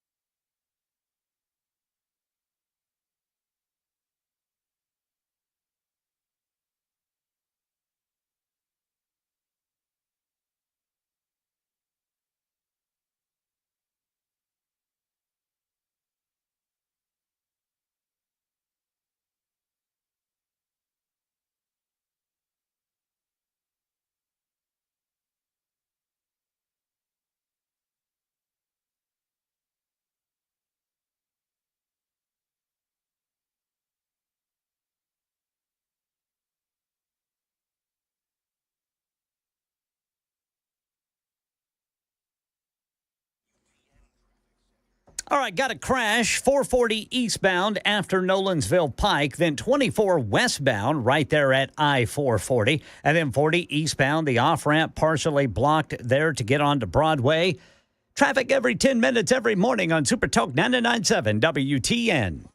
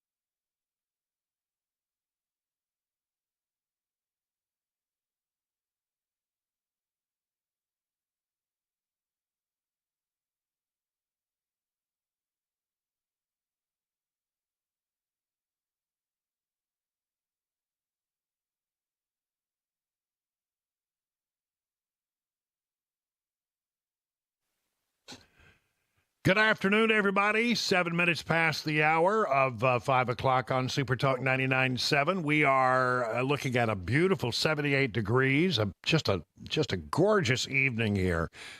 Cool nights and warm days. That's what I like on this Friday, October 11th. Listen, we've got a lot to cover here, but in a few minutes, I throw out these terms all the time, and I assume that folks know, when I say things like the Electoral College, that they know what that is, and most of you do, but there are a fair number of people out there. I just got a poll here that says 45% of voters, only 45% of voters know what the Electoral College is. So that tells you that there's 55% of the voters out there are a little confused about the process and exactly what it means. And so in a moment, I'll explain all that as part of our 2024 update. Start with Kamala Harris. She's meeting with Latino voters. And she, because she's losing Hispanic voters. She's losing minority voters. It's a real concern here. And she is asked a very sincere question by a woman who's speaking in Spanish. It's being translated, saying, look, I'm having a hard time making ends meet. Here's how that went down. Mi pregunta es entonces. So my question is as follows. What are you going to do to help the middle class so that the cost of living does not destroy us? Thank you for the question. And your point, listen, I know prices are too high still. You know prices are too high still. And we have to deal with it. Here's how I feel about it. Again, you've heard my story. I come from the working class. I'm never going to forget where I come from. Again, with when she doesn't have an answer, she turns back. Well, I come from the working class. I come from the middle class. I mean, she is nothing if not consistent. Look, I mean, there's some real problems here. With her, she's losing minority voters. We told you in the last round of the 2024 update that black voters, especially black men voters, are walking away from Kamala Harris. That's why they brought in Barack, who had to have and I'm using his terminology here, not mine, had to have a talk with the brothers. Hey, brothers, you need to hear me. And so they're bringing in, Barack Obama and Bill Clinton are all going to be out there on the campaign trail. Why? Well, because, according to Doug Schoen, a Democrat pollster who just tells you how it is, the blue wall that Democrats have depended on for so long is somewhat crumbling. I think what we're seeing is the working class vote is moving in the direction of Trump. Non-college educated voters, blue-collar men are all moving in Trump's direction. Some movement is among minorities in Wisconsin, African Americans, to Trump. Basically, the blue wall in Wisconsin and Michigan is eroding as the South, defined as Georgia, North Carolina, Southwest Arizona, appear to be trending Trump. We're looking now at 5 swing states that are potentially Trump's. And if Pennsylvania goes, the election is over. All the trends are showing the same movement. Yep. I mean, every polls that I'm looking at, I'm seeing the same trend. You heard him say the word trend. Look at the trend, not the actual numbers. Where is the trend? The trend is for Trump to come up and Kamala to come down. That's why they're freaking out right now, the Democrats. Tim Walz, he's out there on the campaign trail. He had a sit down with Michael Strahan of ABC's Good Morning America and had a question about, well, did Biden do everything right? Because Kamala says she can't think of a thing that she would change about the Biden administration. How do you feel about that? Vice President Harris was asked this week on The View if she would have done anything differently than President Biden that he has done in the past 4 years. And she said, quote, there is not a thing that comes to mind. And she later said she would have a Republican in her cabinet. Yeah. And when it comes to President Biden and the presidency, do you see anything that you would have done differently? Yeah, and look, as a governor, I was asked to be governor of this state when Donald Trump was president and when Joe Biden was there. And I watched Donald Trump dismiss the COVID pandemic. I watched him drive an economy into the ground. And I watched Joe Biden and Kamala Harris pick those pieces. Excuse me, drive an economy into the ground? His memory of that is very different than mine. And I think for all of us, we make decisions, we reanalyze afterwards. I think the thing that drew me to this ticket, and I think what the vice president's talking about, is that her values on these hasn't changed. Which is a wink, wink, nod, nod saying, don't worry, Democrats. No matter this crazy stuff that I'm saying, doesn't matter. You know what I'm going to do. They have been working for the middle class. They've been doing all they can to make sure prices come down. They're protecting reproductive care. So it makes me want to ask you, do you think that Biden's done everything right? Well, look, I don't know if any of us do everything right, but I can tell you he's done everything in the best interest of the American public. All right. And then there was a question Strahan asked about the Electoral College, because Walz is on record saying he wants to do away with the Electoral College, and then he was quickly countermanded by the campaign. They said, well, that's not the position of Kamala Harris nor the campaign, but why is it the left hand didn't know what the right hand's position was? Something you said on Tuesday. You said, I think all of us know the Electoral College needs to go. But the campaign came out later that night, and they said that's not their stance. Yeah. Well, it's not the campaign's position. And the point I'm trying to make is that there's folks that feel every vote must count in every state. Mm-hmm. And I think some of folks feel that's not the case. Our campaign does that. And the point I'm saying is I'm in 5 states in 2 days. We're out there making the case that the campaign's position is clear, that that's not their position. Their position and my position is to make sure that everybody understands their vote, no matter what state they're in, matters. So that's something that you and Vice President Harris disagree on? I have spoken about it in the past, that she's been very clear on this, and the campaign, and my position is the campaign's position. I'll be in line with whatever she says goes, even if I have a different opinion. We'll get to some more of a detailed conversation about the Electoral College here in just a few minutes, so hang on that, okay? Democrats worry that Kamala Harris has peaked too soon, from the Washington Examiner. As Harris took the stage in battleground state Arizona on Thursday for the second time in 2 weeks, she immediately called herself the underdog. It's a word she has used often to motivate voters. This time, however, Democrats fear the sentiment reflects an uncomfortable reality, that she is behind. Arizona. Look, we have 26 days until Election Day. This was the other day. And we are nearing the home stretch. And this will be a tight race until the end. And we are the underdogs. So we have some hard work ahead of us. But we like hard work. Hard work is good work, she says. When Harris became the Democrat nominee 2 months ago, after Joe Biden stepped aside, Democrat operatives and voters thought her candidacy would be the key to defeating former President Trump.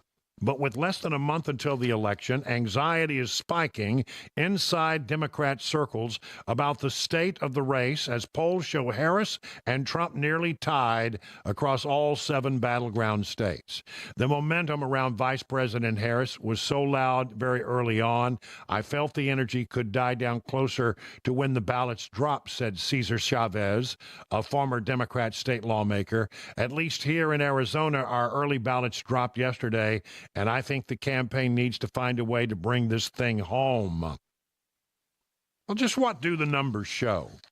Let me share with you the latest. I won't take a lot of time on this, but I'm looking at the Real Clear Politics battleground state average, just the battleground states averaged out, all the polls together. And if you look at that right now, Trump leads, albeit small leads, Arizona, Nevada, Michigan, Pennsylvania, North Carolina, and Georgia. Now, if those polling averages end up being correct, and if those trends hold up, Trump is on the pathway to collecting 302 Electoral College votes. He needs 270. It'd be a wipeout. Now, in the battleground state of Wisconsin, Harris is leading. But here's the other thing I want you to consider about the numbers. Again, we're taking the Real Clear Politics average numbers, and this time we're looking at the general election numbers, the popular vote. Harris leads by, well, let's just round it up, 2. She leads by 2. Now, not worried about that because, it's possible to lead in the popular vote, but to lose the Electoral College vote. That's what happened. Before in 2016. Democrats won the popular vote, but didn't have enough Electoral College votes to prevail. But when you look at Harris being up in the popular vote by 2, you have to ask yourself, how does that compare with 4 years ago? 4 years ago, on this very day, Joe Biden in the popular vote was leading by 10.3 points. Kamala Harris 2, Joe Biden 1, but he was leading by 10. Okay, so you with me on all that? All right. Now, the other thing that I want you to know about is that apparently Donald Trump is going to try to do some big events in some blue states. Now, I'm not exactly sure that I agree with this strategy. And let me tell you why. I remember in 2016, a lot of people said that that's what Hillary Clinton wanted to do. She wanted to go out there and go after some states that were probably not gettable because she wanted to run up the popular vote. She wanted to win by such a large margin that people would say she had a mandate from the people by running up the popular vote. So instead of doing what she should have been doing, which was, I think, go to the state of Wisconsin, she's decided to go out there and go some other places because she thought Wisconsin was in good shape, even though people in Wisconsin were sending up the flare saying, yeah, not in as good a shape as you think you are. She thought she knew better. And she went out there and she tried to run up the popular vote, and she lost. So because of that story, I've always remembered that story. I'm a little worried that Donald Trump now is going to be paying more attention to the blue states outside of the competitive Rust Belt. He was in Colorado today. I don't get it. I don't understand it. Candidate time is a valuable commodity, so why is Trump spending time worrying about voters in states he has no chance of carrying this year as the presidential campaign enters its final week? The Republican nominee risked repeating the mistake of 2016 rival Hillary Clinton, who should have spent more time in Wisconsin, and Richard Nixon, who wasted time in a close race by fulfilling his promise to visit all 50 states ahead of the 1960 election. But there are at least 10 competitive House races in California and New York, and the path to the current razor-thin Republican House majority 2 years ago ran through these two blue states. Trump wants Republicans to retain control of the House. Not only would that help him govern if elected, but as possibly a Democrat majority in the House would try to impeach him as early as Inauguration Day. That's what's motivating him. And I get that. But you got to win the presidency first. And it is a real risk, I think, that he's taking. Look, he's got better intel than I have, but I wish he would just focus on the battleground states, the battleground states, the battleground states. Because you can't become president without 270 Electoral College votes. Now, about the Electoral College. We had a person call and said, I don't quite understand how that all works. But you're not alone. 45% of voters know what it is, and 55% do not. We'll talk about that right after this commercial break, 20 minutes past the hour.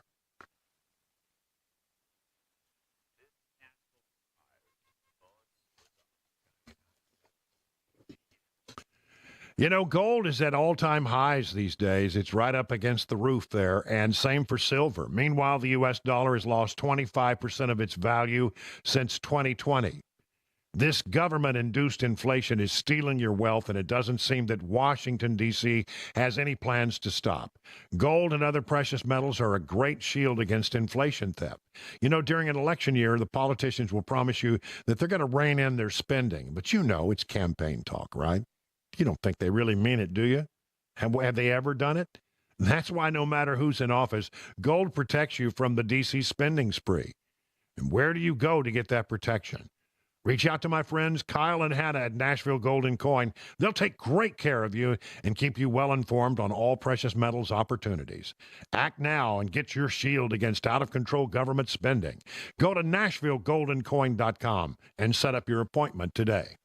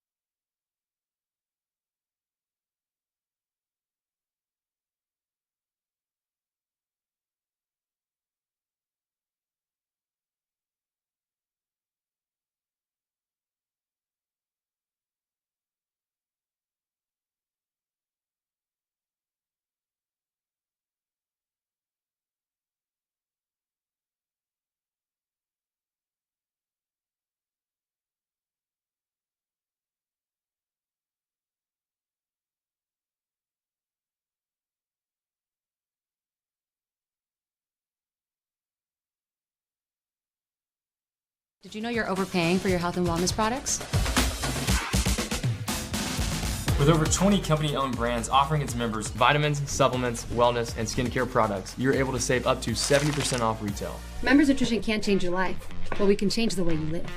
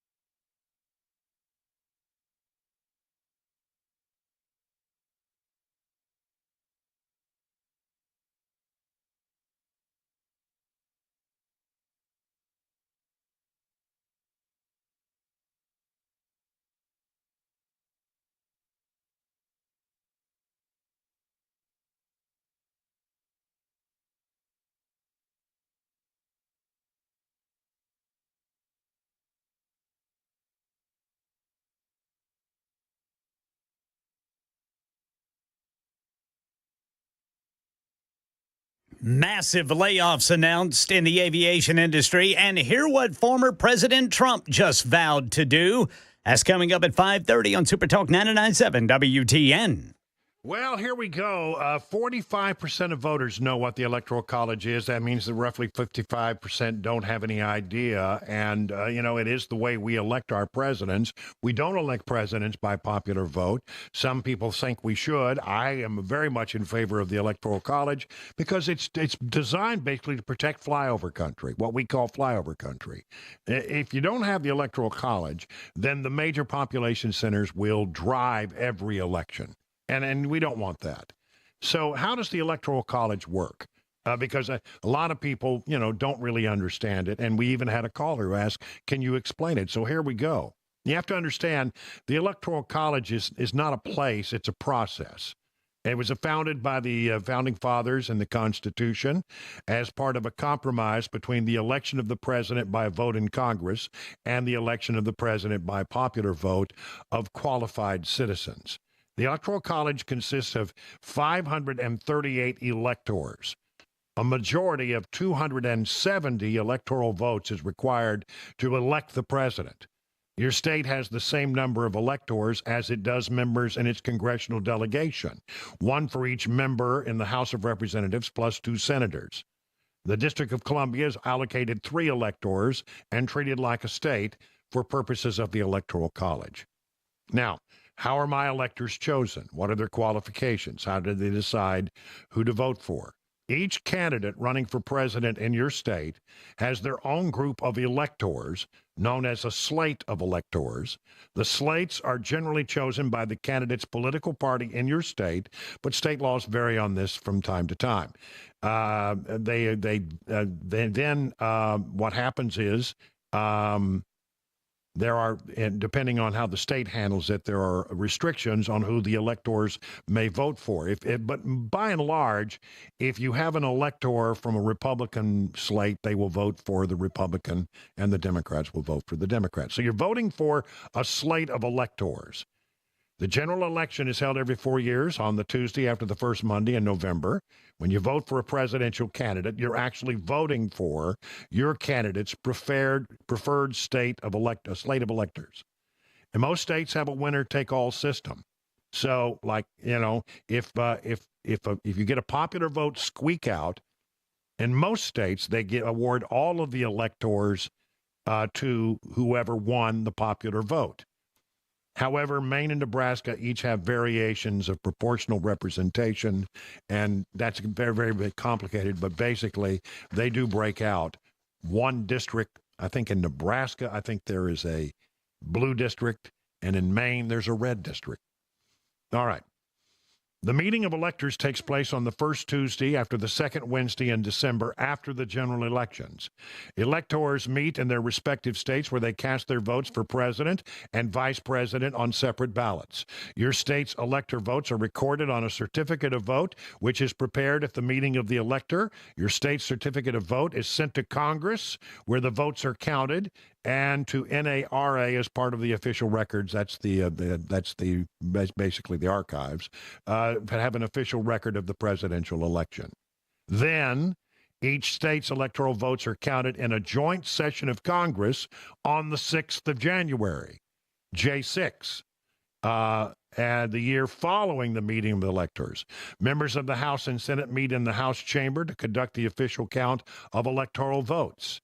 The Vice President of the United States, that would be Kamala Harris, as President of the Senate, will preside over the count in a strictly ministerial manner and announce the results of the vote.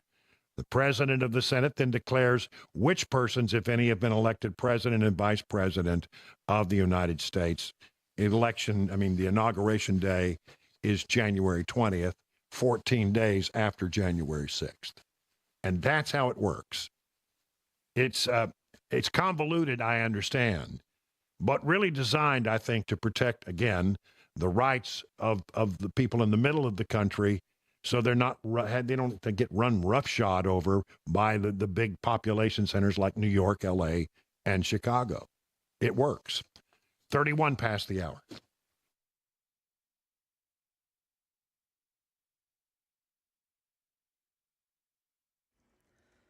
I'm Ken Weaver with your top stories. Full forecast and traffic coming up in 5 minutes.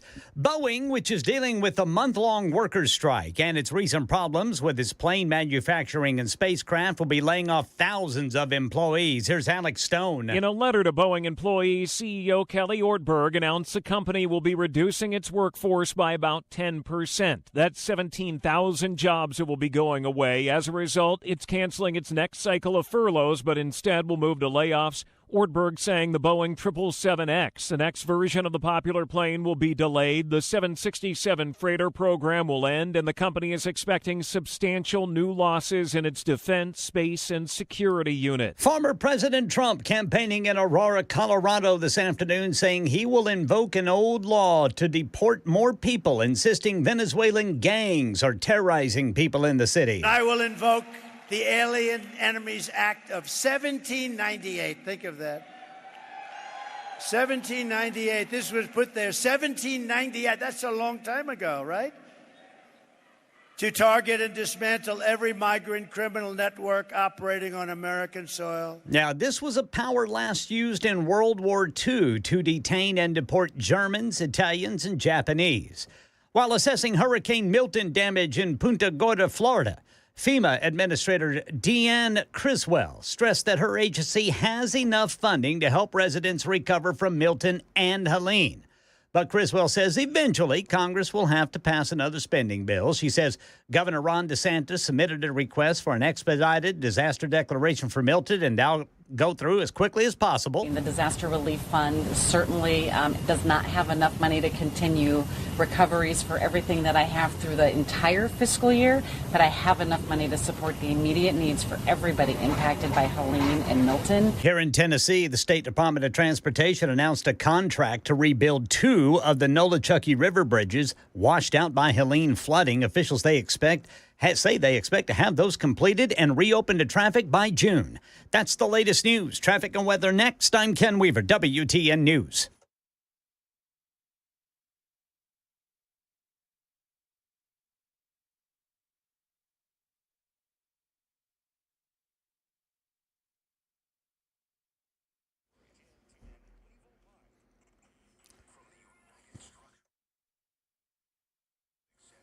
Couple of crashes to deal with while you're making your way home. Right now, we've got 24 eastbound at Shelby Avenue. That's going to be the East Loop downtown eastbound. Then 24 westbound right there at 440.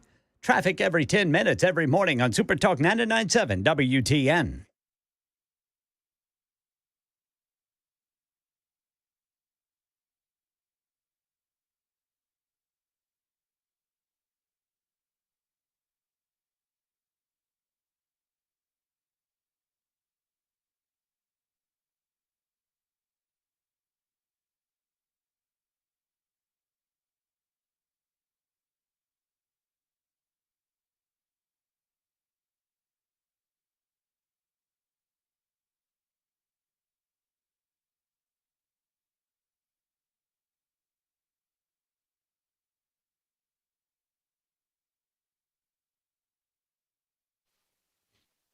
Say, are your retirement assets structured to minimize taxes? May be hard to believe, but many hard-working Americans just like you could be overpaying on taxes in retirement. You may be taxed on your IRA, your 401k, any other tax-deferred retirement accounts. Beacon Capital Management here to give you peace of mind. With the threat of massive tax increases just around the corner, your nest egg could be in trouble unless you take advantage of defensive tax-saving strategies now. Defend your hard-earned retirement savings by scheduling a free retirement tax reduction analysis today. No cost, no pressure, no obligation. If you've saved more than $250,000 for retirement, don't wait any longer. Schedule your free retirement tax reduction analysis from Beacon. Just call 615-488-9303 and visit askbeaconnow.com.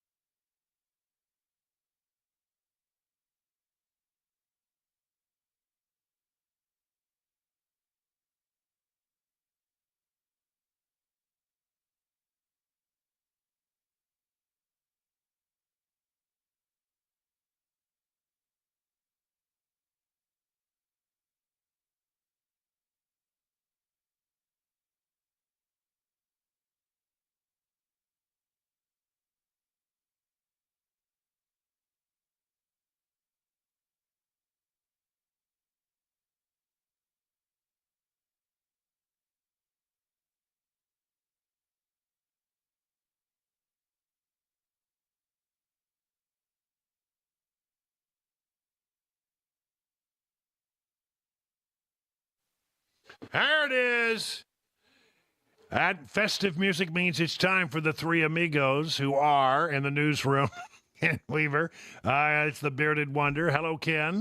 Good afternoon, boys. Yes. And there, filling in for Chris Weber is Jeff Malinoff, who's doing an able job. And thank you for doing such a great job all this week while he's filling in. Good job there, buddy. Way to go, Appreciate brother it. Jeff. Appreciate it, guys. You get there'll be nothing else extra in your paycheck, but you get a hearty thank you and an attaboy and a slap on the back. It's just a thank you and a hot dog is all you need, right? That's right. There you go. Well, thank you. Forget about the hot dog. Yeah, that's right. I'm Brian Wilson, and together we make up the three amigos. I got a couple of things I want to bring to the table, not necessarily weird stories or funny stories, but just things that I think are remarkable. All right. Number one, Northern Lights. You talked about it yesterday. I mentioned it briefly. Mm-hmm. A lot of people in the area got to see the Aurora Borealis last night right here in Tennessee. All right. It was awesome, and there are a lot of pictures of it are out there. And I think we're probably not going to see that again until next July, but who knows? I mean, the sun is in solar maximus. Oh. And you know what that means? Whew. That means you can lose cable TV. It means you can get your coronal mass ejection, and no, that's what caused it, a coronal mass ejection, right. Basically a solar flare right at the Earth, and it manifests itself. You're right, you can lose like your GPS, and they have to take some satellites offline and protect them, and a lot of things can happen with a coronal mass ejection. But it's manifests itself most often by beautiful colors in the sky known as the Aurora Borealis. Right, but you could miss your favorite stories.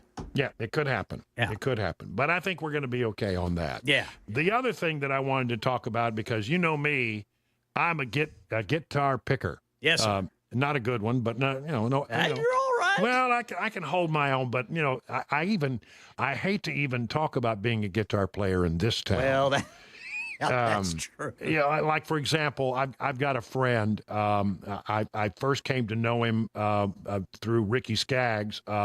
Played for him for a lot of years, and he's out there now as part of the traveling McCurry band, and he's a guitar player by the name of Cody Kilby. Mm-hmm. Oh my gosh.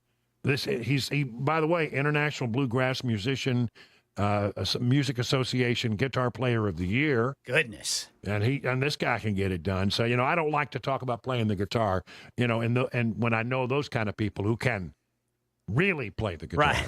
Yeah. They're getting world recognition. Yeah. And by the way, can I mention, while I'm on the topic, can I mention another guy that I met back initially? I met him through Ricky. Yeah. He's a fiddle player named Andy Leftwich. Today, as I was had to take Cabana wife to the airport, and I was coming back, and I was listening to some Andy Leftwich. Mm-hmm. Boy, is this guy good.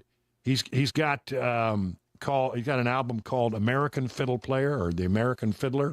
I'm going to listen to that. Leftwich and Andy Leftwich. I'm telling you, there's some good fiddling and some awesome mandolin playing on there. Cool, man. Yeah, I'm going to listen to that on my way home. Andy Leftwich. The American Fiddler. Yeah, that's right. You're going to love that. Okay. Well, anyway, the reason I was raising all this is that there is a Martin D18 guitar that belonged at one point to bluegrass icon Lester Flatt.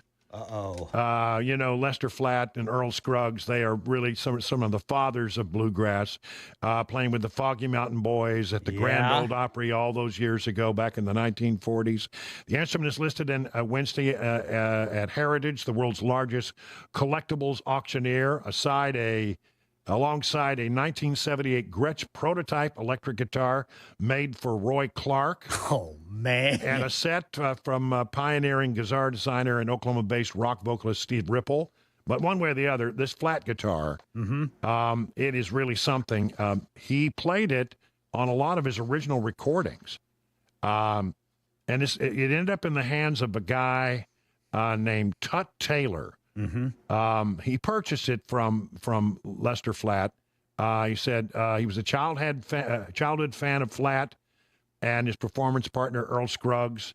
He followed him around like a little puppy dog with a tape recorder. They became friends, and he told Flatt how much he liked his guitar, and flat sold it to him, along with a guitar strap with his name on it and the guitar case for a mere pittance. Oh, my goodness. George Groon, who's the Nashville expert on all things guitar, said that Lester's use of this instrument would make this guitar one of the most important guitars in the history of bluegrass music. Absolutely. Yeah, and so it's going to be it's out there. I guess they do this online, and they keep them out there online forever until they call a close to it. Highest bid wins. This D18, Martin D18 from back then. I got to tell you, I can't begin to tell you what that guitar is worth. Brian, I'm seeing one right now. I don't know if it's this one, but I'm seeing one right now. The bidding is up to $51,923. Might be. That could be it. Yeah. Wow. Yeah. So there's another guitar there that I would like to get a crack at, but again, I don't think I don't have the bank account for this. There's a Fender Jaguar electric guitar played by Luther Perkins on Johnny Cash's recording of Ring of Fire. Oh, boy. Now, wouldn't you like to have that one? Yes, sir. Yeah, I would. One of my favorite songs, by the way. So anyway. Wow, man. So what you need to learn from this is you need to listen to you some Cody Kilby, some Andy Leftwich, and you need to go out there and bid on that guitar. Well, how about if I just listen to Cody Kilby and Andy Leftwich? And leave the rest of it alone. alone. The rest alone. Yeah. But I'm definitely going to listen to Mr. Leftwich, man. I love fiddle. Oh, well, I love fiddle. Yeah, the fiddle, but he also can play the mandolin too. So Yeah. I mean, most of these guys can play like all these different instruments. Just everything. Yeah, I went out to see my friends Daly and Vincent not long ago down at 3rd and Lindsley, and my friend Darren Vincent, he's still doing playing the stand-up bass, but I know he plays guitar, and I know because I've seen him, he plays mandolin. Yeah. All these guys who, really are great musicians, they play more than one instrument. Right. Yeah. Me, I barely play guitar. And wouldn't, I wouldn't even want to try to pick up another instrument. I just clamp and stomp my feet. Yeah. That's all I do. Just clap and stomp my feet. Yeah, carry a tune in a bucket. That's what he does. All right. Yes, sir. All right, so what do you guys got? I got some intense. Do you guys remember before the NFL season started, that 49ers player that got shot in San Francisco? Yeah. And it was like that close for him to right in his heart and artery and dying. Well, he's actually going to be activated to the practice squad and able to play as soon as next week. Wow. It's How been long ago 6 was weeks. that? It's been only 6 weeks since he nearly got killed. It was a miracle. No vital organs, no major muscles were hit. It went right through.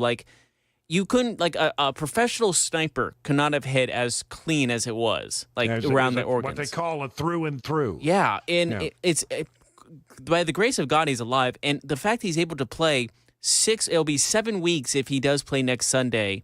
Not this Sunday, but the next Sunday after. It'll be 7 weeks since he nearly died and was bleeding and all this. The images are horrible. But the fact he's able to play in 7 weeks is just a miracle. What's his name?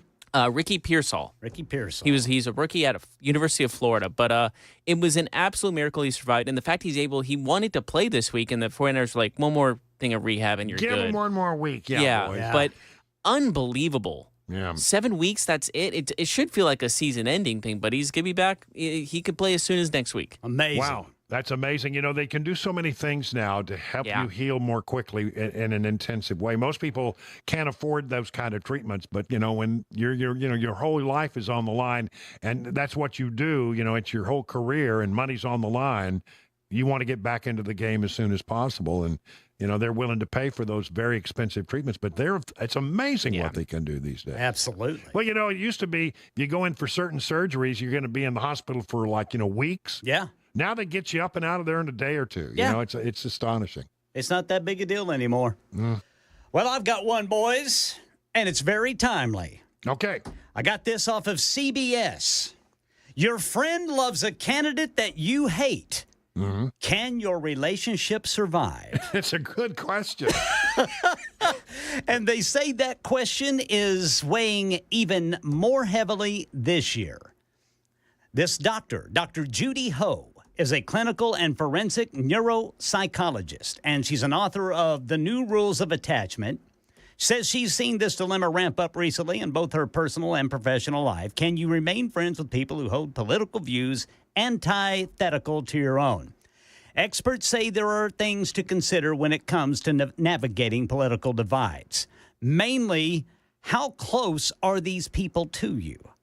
Is it going to be family that you're going to see and that you dearly love? I don't really have that problem in my family because I just don't want to get into that sort of thing at holidays or things like that. Talk about it, right? Yeah. I let them go, and I just say duly noted. Duly noted. Now, if it's something that I agree with, then I'm all about it. Yeah. But if it's not, I just kind of let it slide. But I mean, does it hurt your relationship with them? No. You don't hold it against them. I don't hold it against them because the kind of the way I feel about it is some people are so entrenched, it doesn't matter what you say, you're not going to convince them There's otherwise. There's nothing you can do that's going to convince them the other way.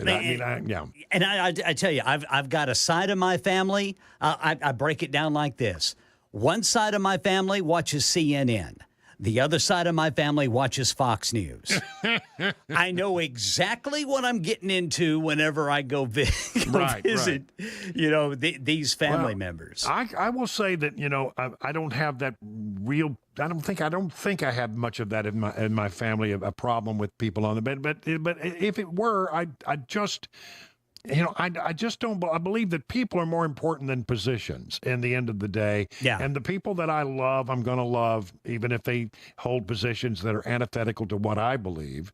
But I know there are people who say, I've lost family members. Oh, yeah. We can't have a conversation. We don't even talk anymore. And I just think that's sort of sad.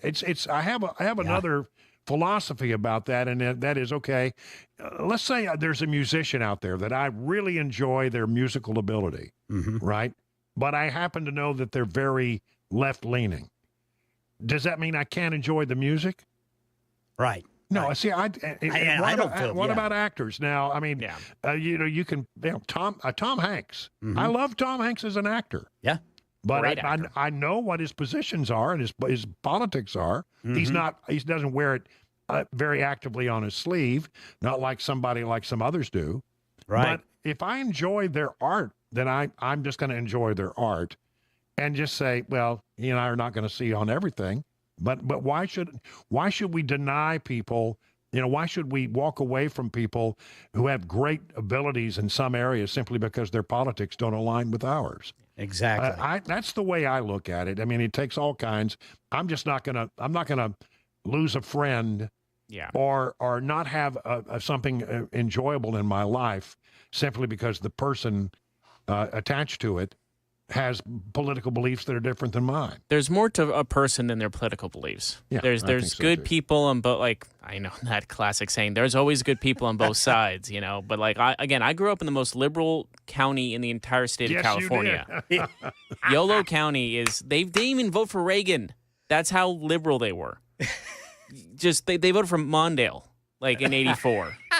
That's all you need to know. And I grew up with people there, and I love the people, my friends and family down there. I still love them to death, and they're still happy for me that I'm here, and I'm happy for them and what they do. So there's more to it than Trump versus Harris in life. I tell you one thing I am noticing on social media, though, on my personal Facebook page, in the run-up to 2020, I knew where everybody stood. I mean, there were the ones who hated Trump. You knew it. This time, I am not seeing that. People have just decided to stop fighting, I think, to some degree. That may be it, too. Yeah, I've seen a couple of them throw something out there, and then boom, boom, boom, boom, boom. There's just comment after comment after comment. Some in support, some against. And I think there's something to that. But I think there is something to also, I think people do feel like they know they were better off during a certain president's term. Yeah, you may be right. We got to leave it there. 53 past the hour.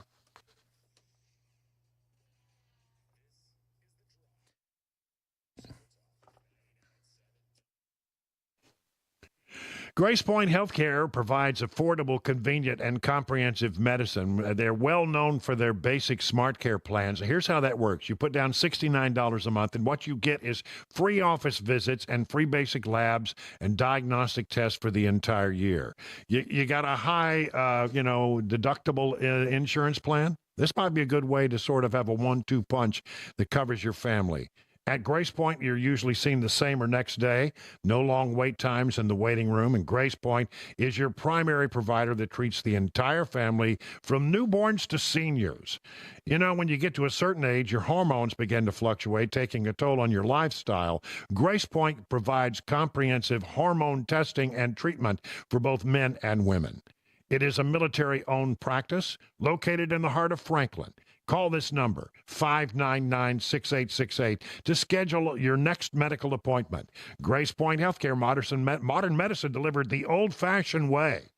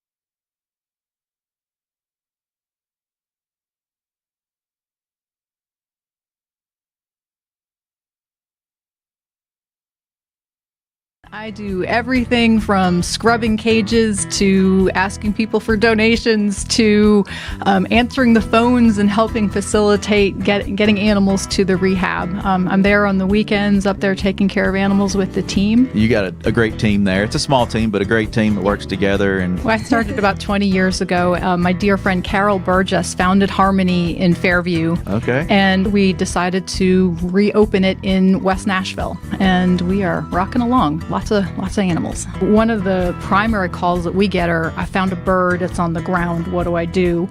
And in most situations, you should let it alone unless there's an imminent danger to that animal, because the parents are helping it and feeding it, and it just needs a couple of scary days on the ground until it gets back up into flight. What about bunnies, Melody? Can we give advice about bunnies? The bunnies, they're just the sweetest, most innocent creatures, and we just see the worst things happen to them. Cats, dogs, lawnmowers, weed whackers. In most cases, if the animals aren't injured, if you can put the rabbits back, that's always better to be with the mother rabbit than to come to us. All the storms that have been coming through and just destroying nests, and a lot of babies will be found on the ground. Re-nesting is possible and preferable. You play the video calls and you put the baby near where they found it, and the mama will actually come down and pick it up and then bring it back. Oh, nice. Isn't that cool? Nice.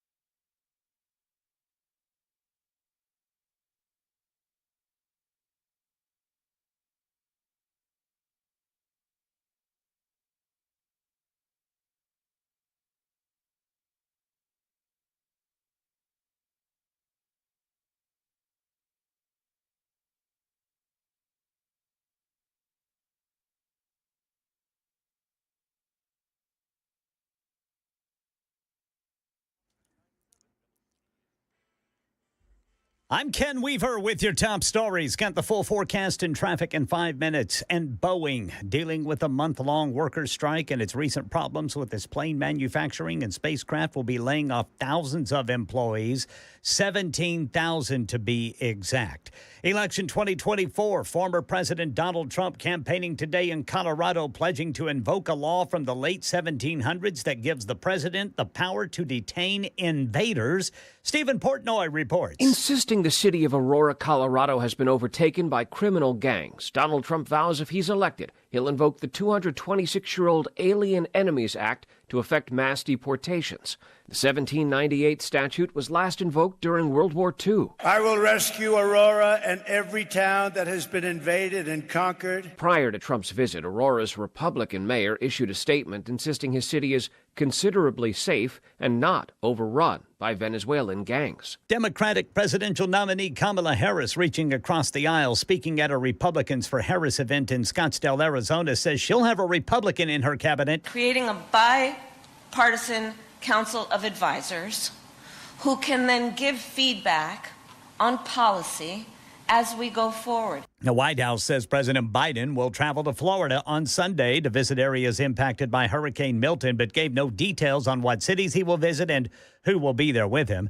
As for East Tennessee, TDOT says 2 major bridges washed away during Helene should be replaced and opened this coming summer. Today, TDOT announcing an expedited contract to rebuild the Nola-Chuckey River bridges along State Road 107 in Greene County, State Road 81 in Washington County. Targeted reopening date is late June 2025. And a 7-year-old girl kicks a suspect, breaks free after he attacks her with a knife at a Detroit park earlier this week. That suspect now in custody, the girl recovering. Here's Dave Packer. 7-year-old Saida, with a family member at a Detroit park, was playing when a man approached and randomly cut her throat with a pocket knife.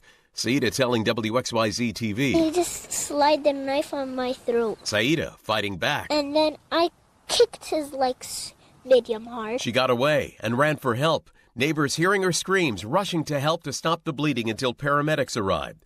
The 73-year-old suspect quickly arrested, facing charges of assault with intent to murder. Police say he was suffering a mental health crisis at the time. That is the latest news, traffic, and weather next. I'm Ken Weaver, WTN News.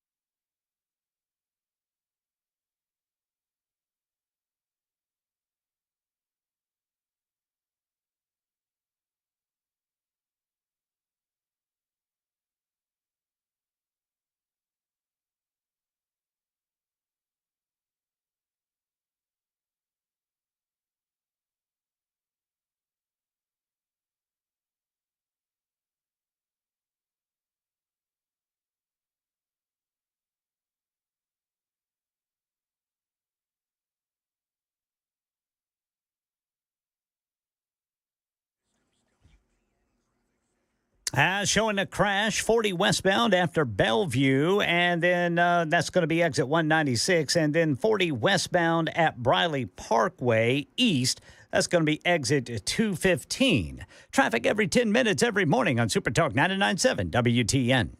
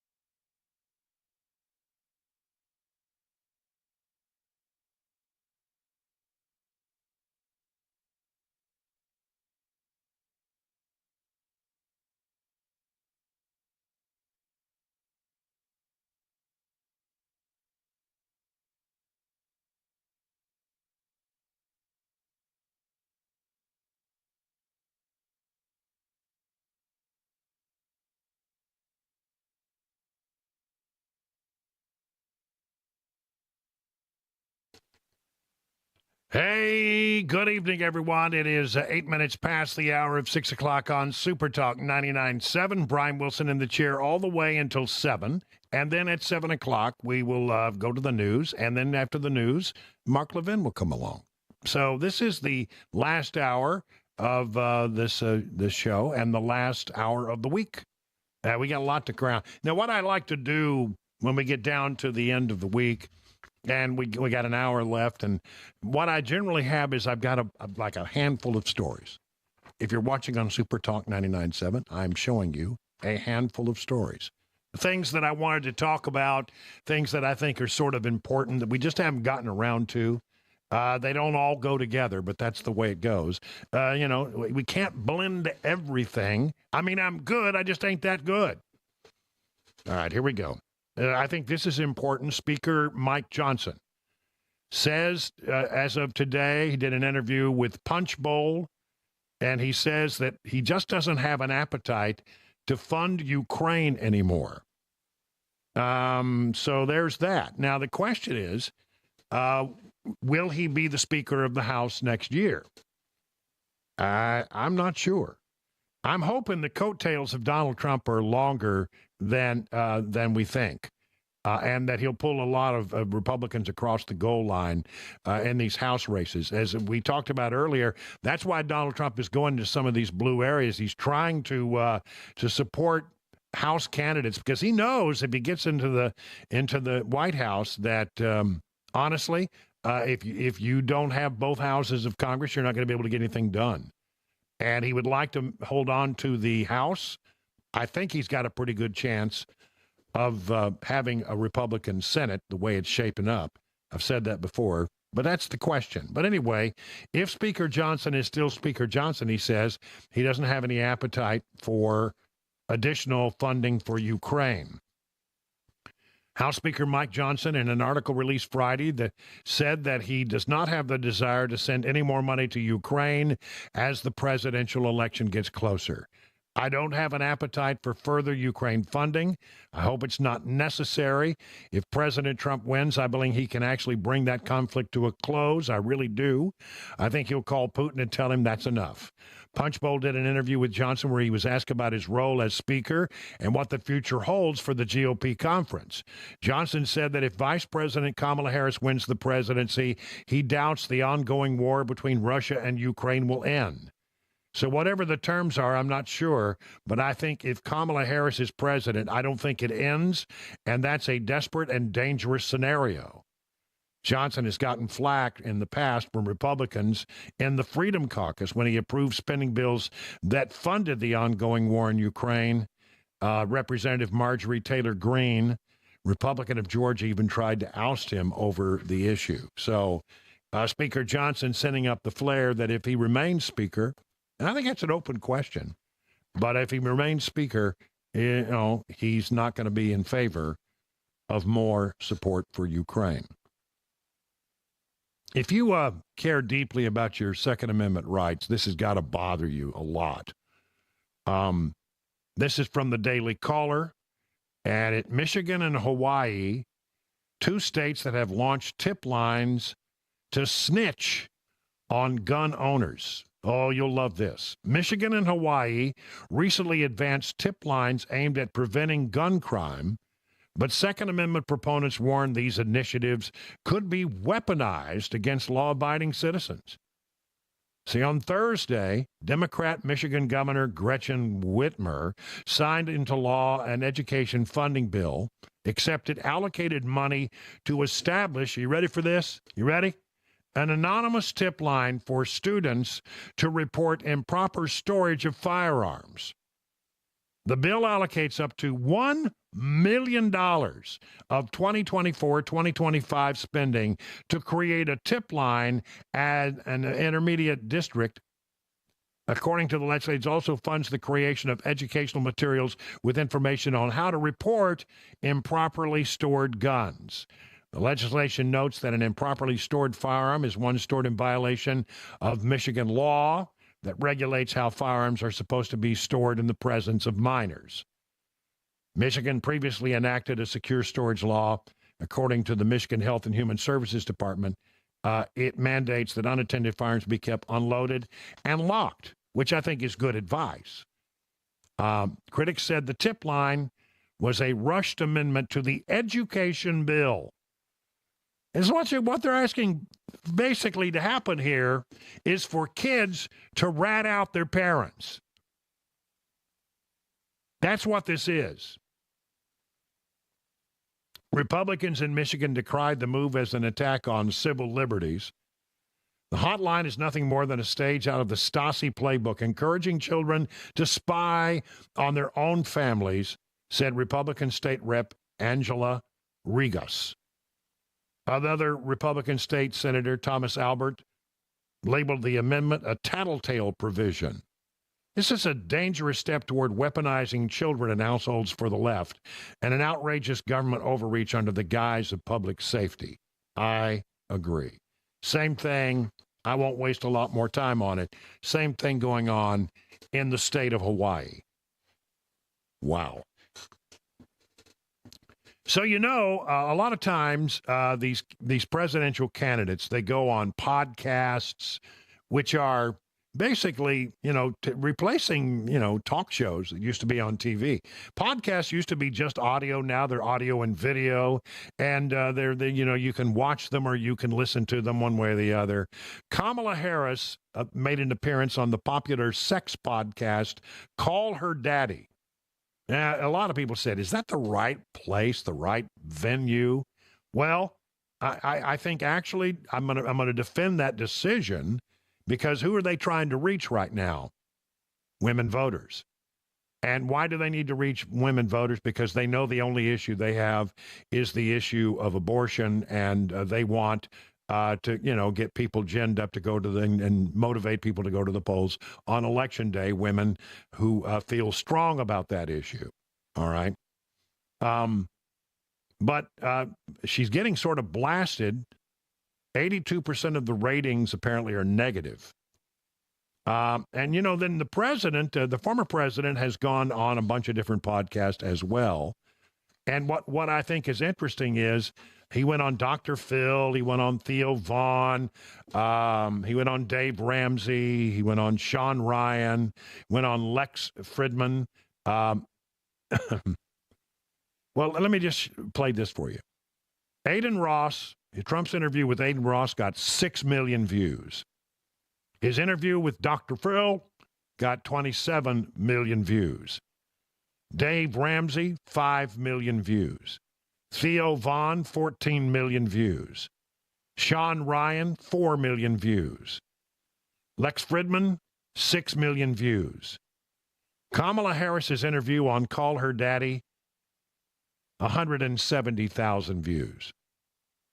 So, it has gone up since then with a lot of the coverage that came. It went up to 550,000.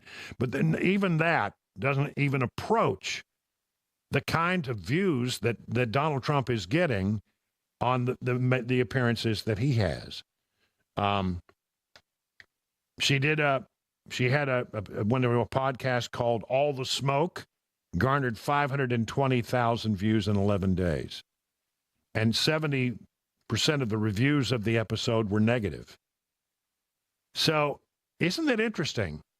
You talk about, well, is this really the best use of it? Well, apparently, if you're Donald Trump, yes. But the Democrats are just not getting the same kind of response out of these podcasts when they go on them. So there you go. Think it's very interesting what's happening there in regard to this whole thing that we call podcasting. Podcasting is really interesting. I'm intrigued by it, quite frankly. But it isn't. I'm always wondering, who listens to podcasts? Well, apparently conservatives do in a big way. How about that? This story really hacks me off because it talks about the double standard of Democrats. Remember how much crap Donald Trump got for saying, I think there were some problems with the last election. I'm not sure that it was all above board and honest. Everybody called him an election denier. He's an election denier. Oh, and they harumphed and they impeached the guy at some point. I mean, they conducted all these investigations. There are trials still ongoing, but listen to this. Top congressional Democrats told Axios on Thursday they could not commit to certifying the 2024 elections if former President Trump wins. The failure to commit to certifying the election would prove many members to be hypocrites, including House Oversight Committee ranking member Jamie Raskin, who was the former J6 committee, which really wasn't a committee at all. It was a left-leaning, one-party investigation, and it was very slanted. Raskin denied that Trump won the 2016 election when he adapted to Trump's electors in 2017. He says if Trump won a free, fair, and honest election, we would obviously accept it. But I definitely don't assume that. Democrats don't engage in election fraud and election fabrication. Oh, really? A video surfaced in September of a panel discussion in February of this year in which Raskin speculated that Congress would invalidate a Trump election victory, even though it could be at the risk of a civil war. House Rules Committee ranking member Jim McGovern, Democrat Massachusetts, also told Axios that Democrats would only certify a Trump victory assuming everything goes the way we expect it to go. Well, what if it doesn't go the way you expect it to go? So does that mean that you won't certify the election? What are you saying here? I mean, this is the thing you've accused Trump of. McGovern also objected to Trump's electors in 2017. Jan Schakowsky objected to George W. Bush's victory in 2005. Said she did not know what kind of shenanigans that Trump is planning, and we would have to, in any election, make sure that all the rules are being followed. See, what they're doing is they're keeping their powder dry because if Trump wins, they're going to try to find any reason at all to keep him from claiming office. And then they will be the election deniers, won't they? Huh. How about that? More in a minute. It's 20 minutes past the hour.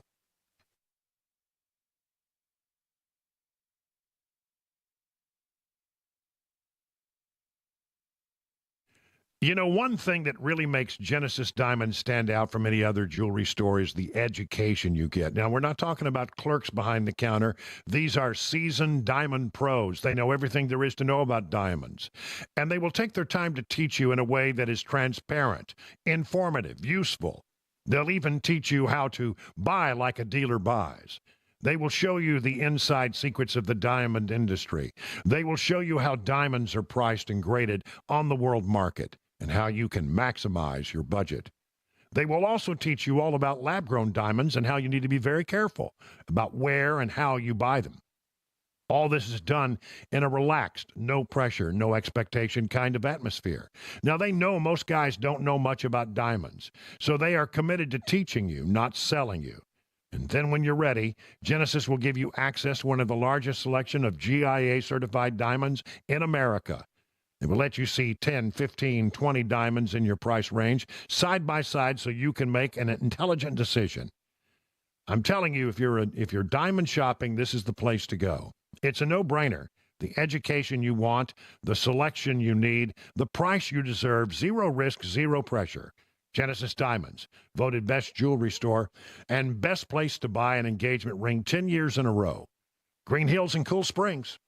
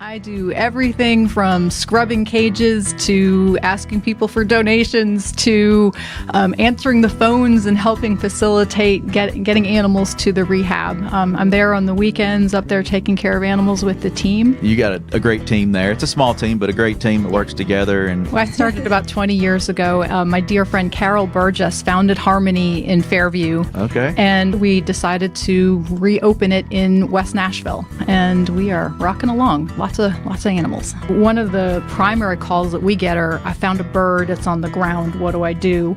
And in most situations, you should let it alone unless there's an imminent danger to that animal, because the parents are helping it and feeding it, and it just needs a couple of scary days on the ground until it gets back up into flight. What about bunnies, Melody? Can we give advice about bunnies? The bunnies, they're just the sweetest, most innocent creatures, and we just see the worst things happen to them. Cats, dogs, lawnmowers, weed whackers. In most cases, if the animals aren't injured, if you can put the rabbits back, that's always better to be with the mother rabbit than to come to us. All the storms that have been coming through and just destroying nests, and a lot of babies will be found on the ground. Re-nesting is possible and preferable. You play the video calls and you put the baby near where they found it, and the mama will actually come down and pick it up and then bring it back. Oh, nice. Isn't that cool? Nice.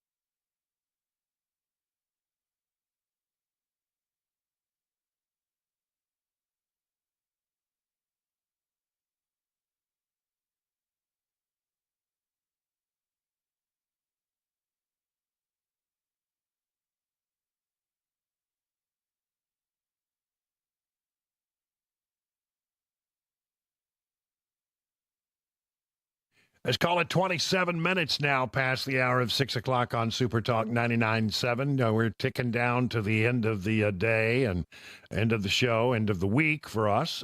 We have a good plan for the weekend. It's still beautiful outside. It's still 75 degrees. Just amazing. This weather. It doesn't get any better than that. We're going through a consortium of things that we just haven't had a chance to get to this week, as we always try to do in our last hour. Trump says that he won't golf until after the election. And I thought, well, he doesn't want to be seen out on the golf course, looking like he's sloughing off during a campaign. It's not maybe the right look for somebody. That's not it at all. No, if he could get away with it, he would. But here's the real reason. Former President Donald Trump has not played golf since an apparent assassination attempt near one of his courses on September 15th, and he will not do so until after the election, according to a person close to the campaign and another person familiar with the situation. A third person familiar with the conversation said Trump was told that federal agents could not ensure his safety to a degree that they were comfortable with if he were to play. The concerns were conveyed in two conversations with Trump since the September incident, one with Ronald Rao, the acting director of the Secret Service, and the other with officials from the National Intelligence Director's office. The safety issue has been on Trump's mind. Trump asked Roe, I guess it's Rose his name, during a meeting last month whether it would be safe for him to continue golfing in the wake of the thwarted assassination attempt, and he was told he would need significant additional security given the proximity of some of his courses to public roads, the New York Times reported last month, citing information from three people familiar with their conversation. Being unable to play golf is a significant change to Trump's schedule and lifestyle. He has 18 golf properties around the world, including courses in Oman and Dubai, and the sport has been a fixture in his life throughout his three campaigns and his presidency. As president, he spent over 260 days at his various golf properties. It's unclear whether he golfed each time, but the White House would typically not say whether he was golfing or with whom he was golfing. If Trump goes without golfing through Election Day, it will be the longest time he has gone without playing since the pandemic, which kept him off the links for over 2 months. Trump generally golfs at least once a week since he left the White House, but his penchant for the greens exposed him to danger at the Trump International Golf Club, West Palm Beach, Florida, on September 15th. You know about this guy, Ryan Ralph. And I don't know. I guess what's happening is he's getting into these closed-door briefings. And, as a former president, he still has security clearances, and they can tell him stuff. And so, it seemed to me that whatever they told him has convinced him that he doesn't need to be on the golf course. Now, my question is, what changes should he be elected? I mean, does the danger go away? I can't imagine that it would.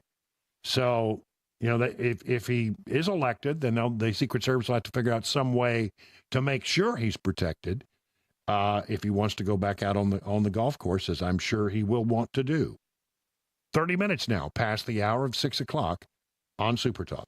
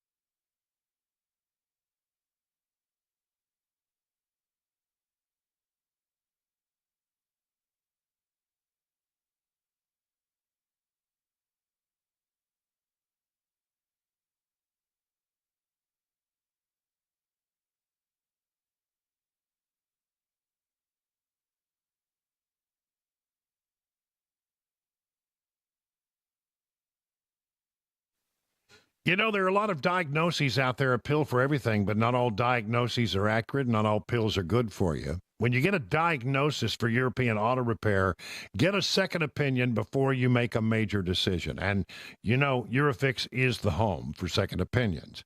Before you spend hundreds or even thousands of dollars on European vehicle repair from a diagnosis, just, why don't you take a moment? Eurofix, you'll get a free 15-minute, no-wrench inspection with an estimate at every visit, no high-pressure sales tactics. At Eurofix, you get a 3-year nationwide warranty and a free loaner car with every repair appointment. And at Eurofix, you never pay dealer prices. They have locations in Franklin, 100 Oaks, Murfreesboro, Belmead, and their newest facility in Mount Juliet, right across the street from the Dairy Queen on Mount Juliet Road. Call 844-EUROFIX or visit myEurofix.com and tell them your friend and radio buddy Brian Wilson sent you.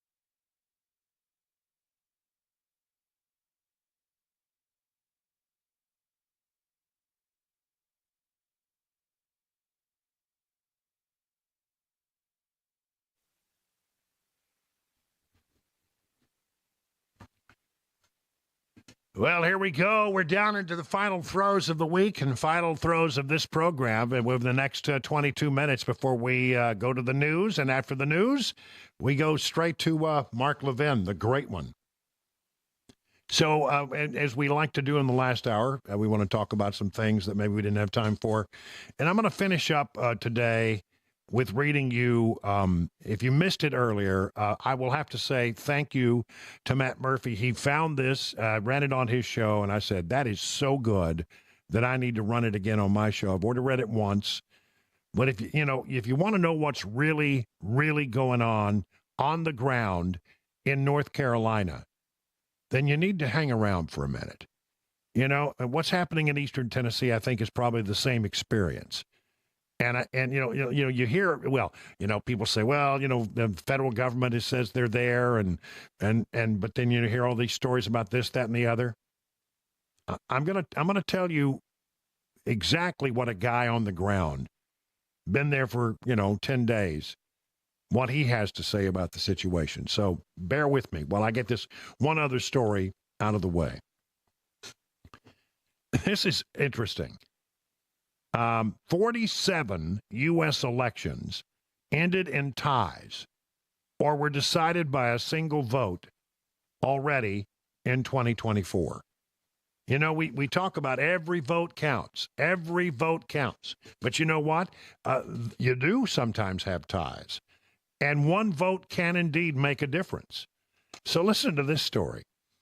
A survey by the Public Interest Legal Foundation, PILF, found that 29 elections ended in ties and another 18 were decided by a single vote, and that's all just in this year, 2024.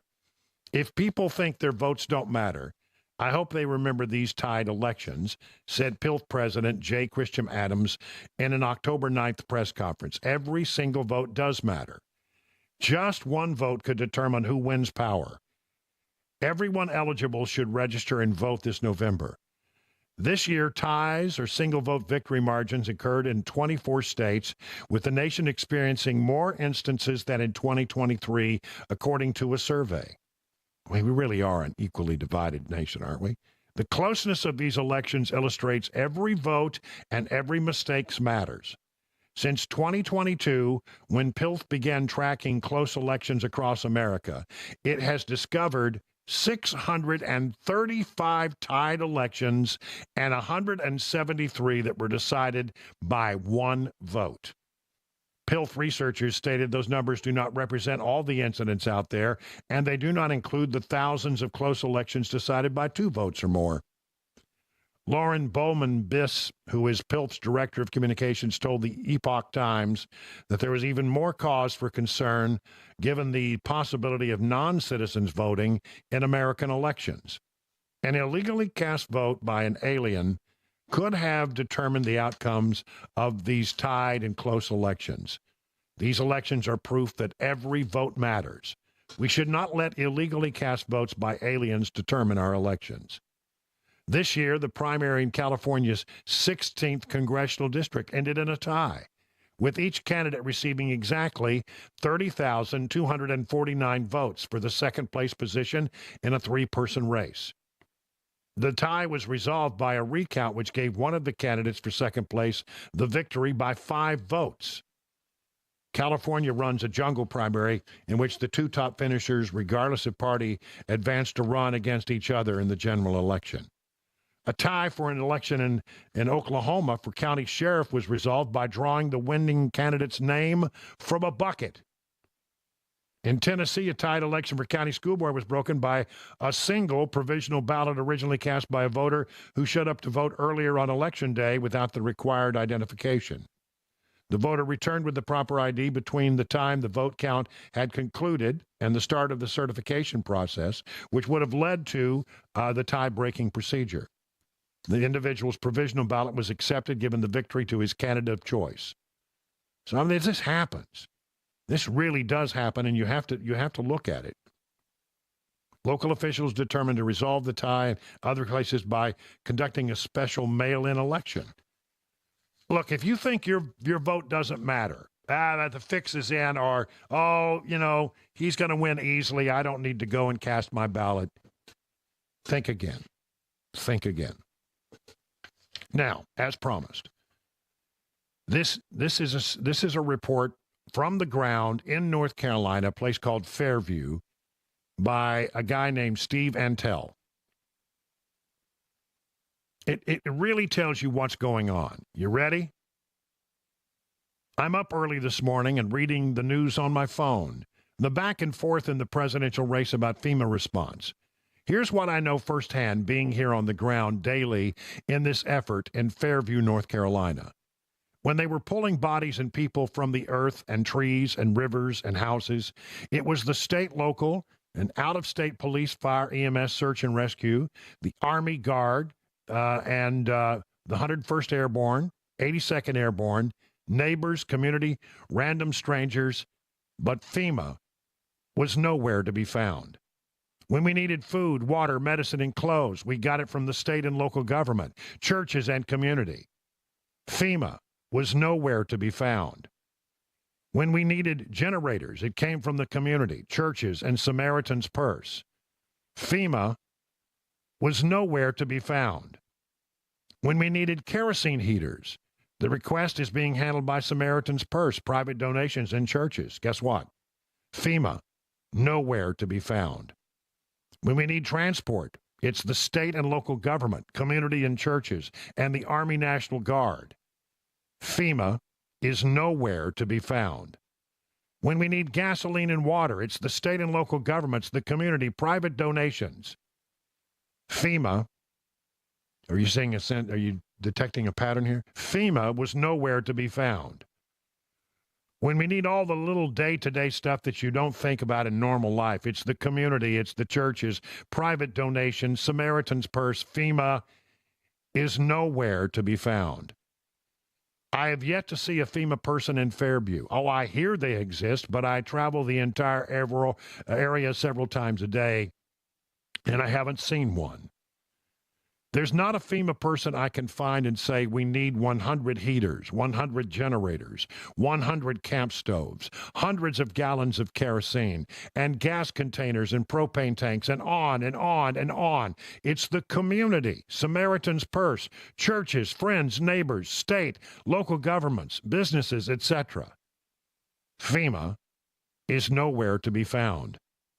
I applied almost 2 weeks ago in 4 categories for FEMA aid. I got $750. The rest is pending. So when I hear the president say they are doing everything possible for storm victims, well, I don't see it. It's not putting equipment and supplies on the ground where it's needed right now. Right now. I have the direct phone number for the director of domestic operation for Samaritan's Purse. I got it within a day. I have the direct number for any number of churches and organizations that I can draw on for different resources. I have the direct number for state and local government resources, business managers, etc., to draw on for various resources. I have private donations and money coming in from friends and strangers, not the federal government. You know what I don't have? A direct line to a live FEMA person who can get help for our people immediately. See, I'm on the ground here day after day. This is fact. So while FEMA may be coordinating behind the scenes, we don't get any direct help or even indirect help that we see on the ground in Fairview, North Carolina. We can't pick up the phone to anyone in FEMA and say, hey, this is what we need ASAP, and get it. Who can we call? We call the Samaritan's Purse and order generators. They drop them the next day from a friggin' helicopter. You know what the government is good at? In the midst of all this, the mail brought my overdue tax bill because I missed my quarterly payment October 1st. As Joe Biden says, come on, man. All I can say is whatever is happening, you must vote like your life depends on it. FEMA. Where is FEMA? This guy's telling you a story. And he's telling you, I mean, this has the ring of authenticity. This has the ring of truth to me. I believe this to be true.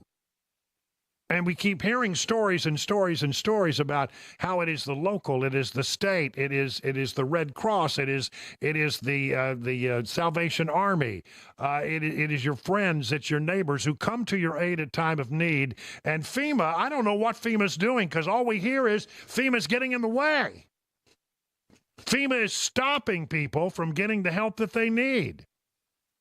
FEMA pulls people aside and say, well, you really can't go into this area until you passed our vetting process. Nonsense.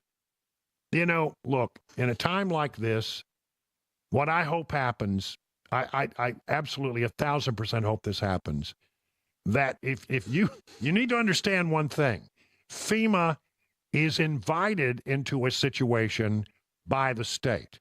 It is the state that maintains control. I mean, down in Florida, you heard Governor Ron DeSantis say very clearly that, Florida will remain control of the situation. Yes, FEMA may come in and FEMA may be providing some assistance, but it's Florida that's going to maintain control. In a situation like this, you know what I would say? I'm very much a rule follower by and large. But at times like this, when lives are on the line and people are struggling just to get by. I mean, there are still places where they don't have electricity, a lot of places where they don't have running water, and these people are struggling each and every day just to make it another day. And when that much is on the line, when it's that desperate a situation, you know what I say? I say, go in there and do what you have to do. And if somebody wants to throw you in the pokey, let's see what happens. You know what? I mean, people were told, you're going to go to jail if you go in there. Go in there. Don't worry. I guarantee you Americans will not stand by and allow that to stand. I don't know what FEMA's doing, but this guy says they're nowhere to be found. 50 minutes now past the hour of 6 o'clock.